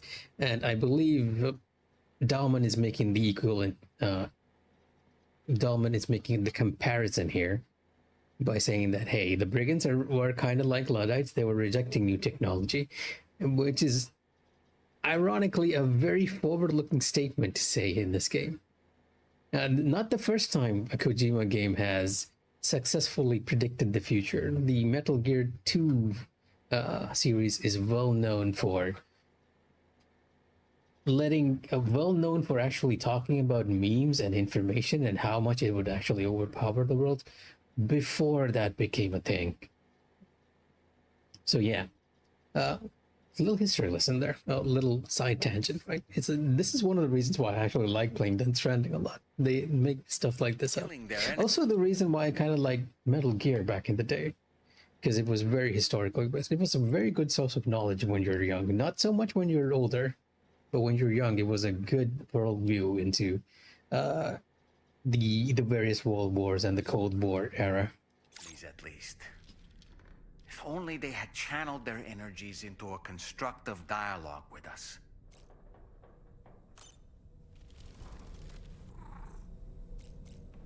I can still look at the cat for some reason. I feel like something might even happen if I look for too long, because the game actually has weird Easter eggs hidden like that, right? If you do stuff in the game, like if you had your camera looking towards Sam for too long, right? Even now he looks kind of uncomfortable, right? If you looked at him for too long, he'd actually try to wave at you, or kind of let the player know that, hey, yeah, we kind of need to get going and stuff like that. And I believe there was a situation where he even punched you. Customize a look as well, right? Well, I'll still be using this camera, but I feel like Dahlman's outfit being this is kind of weird, so I'm gonna change it to dark brown, maybe? The black suit looks so good, though. And we'll change the tie. Yeah. Not exactly matching Sam, so we'll go with the orange instead. Dahlman doesn't actually have anything to say about that, but okay. We'll wash our face and get going.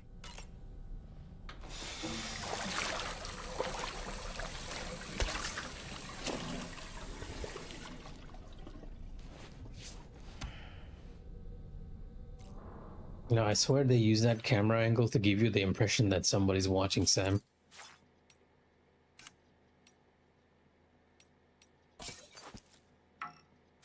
Yeah, we got the rogue cat.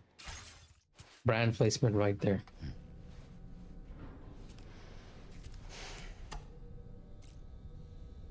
Oh, I forgot to actually take a shower.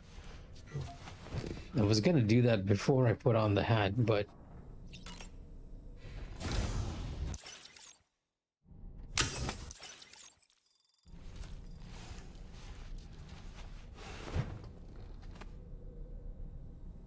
because showering is a good way to reduce the sunburn on Sam and collect a few chiral crystals.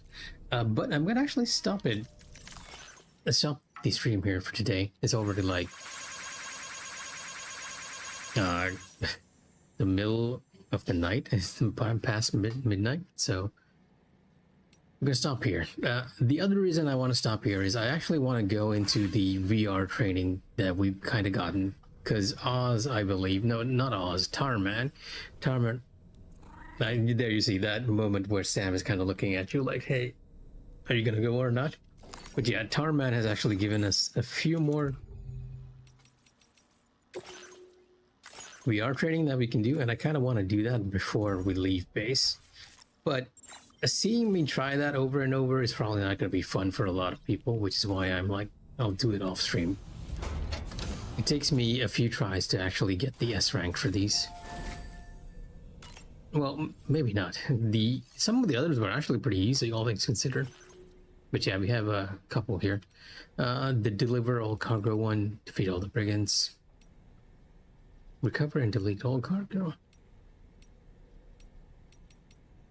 And I do believe it is beneficial for trying to max these out as much as you can. So I'll do that off stream. But hey, if anyone is watching, take care and good night. I am actually going to go get some food, as I mentioned before, and drift off to some well-earned rest. And maybe I'll actually try to recover all the sleep I lost during the weekend tomorrow. Hopefully, if there's no additional work. Good night, everyone.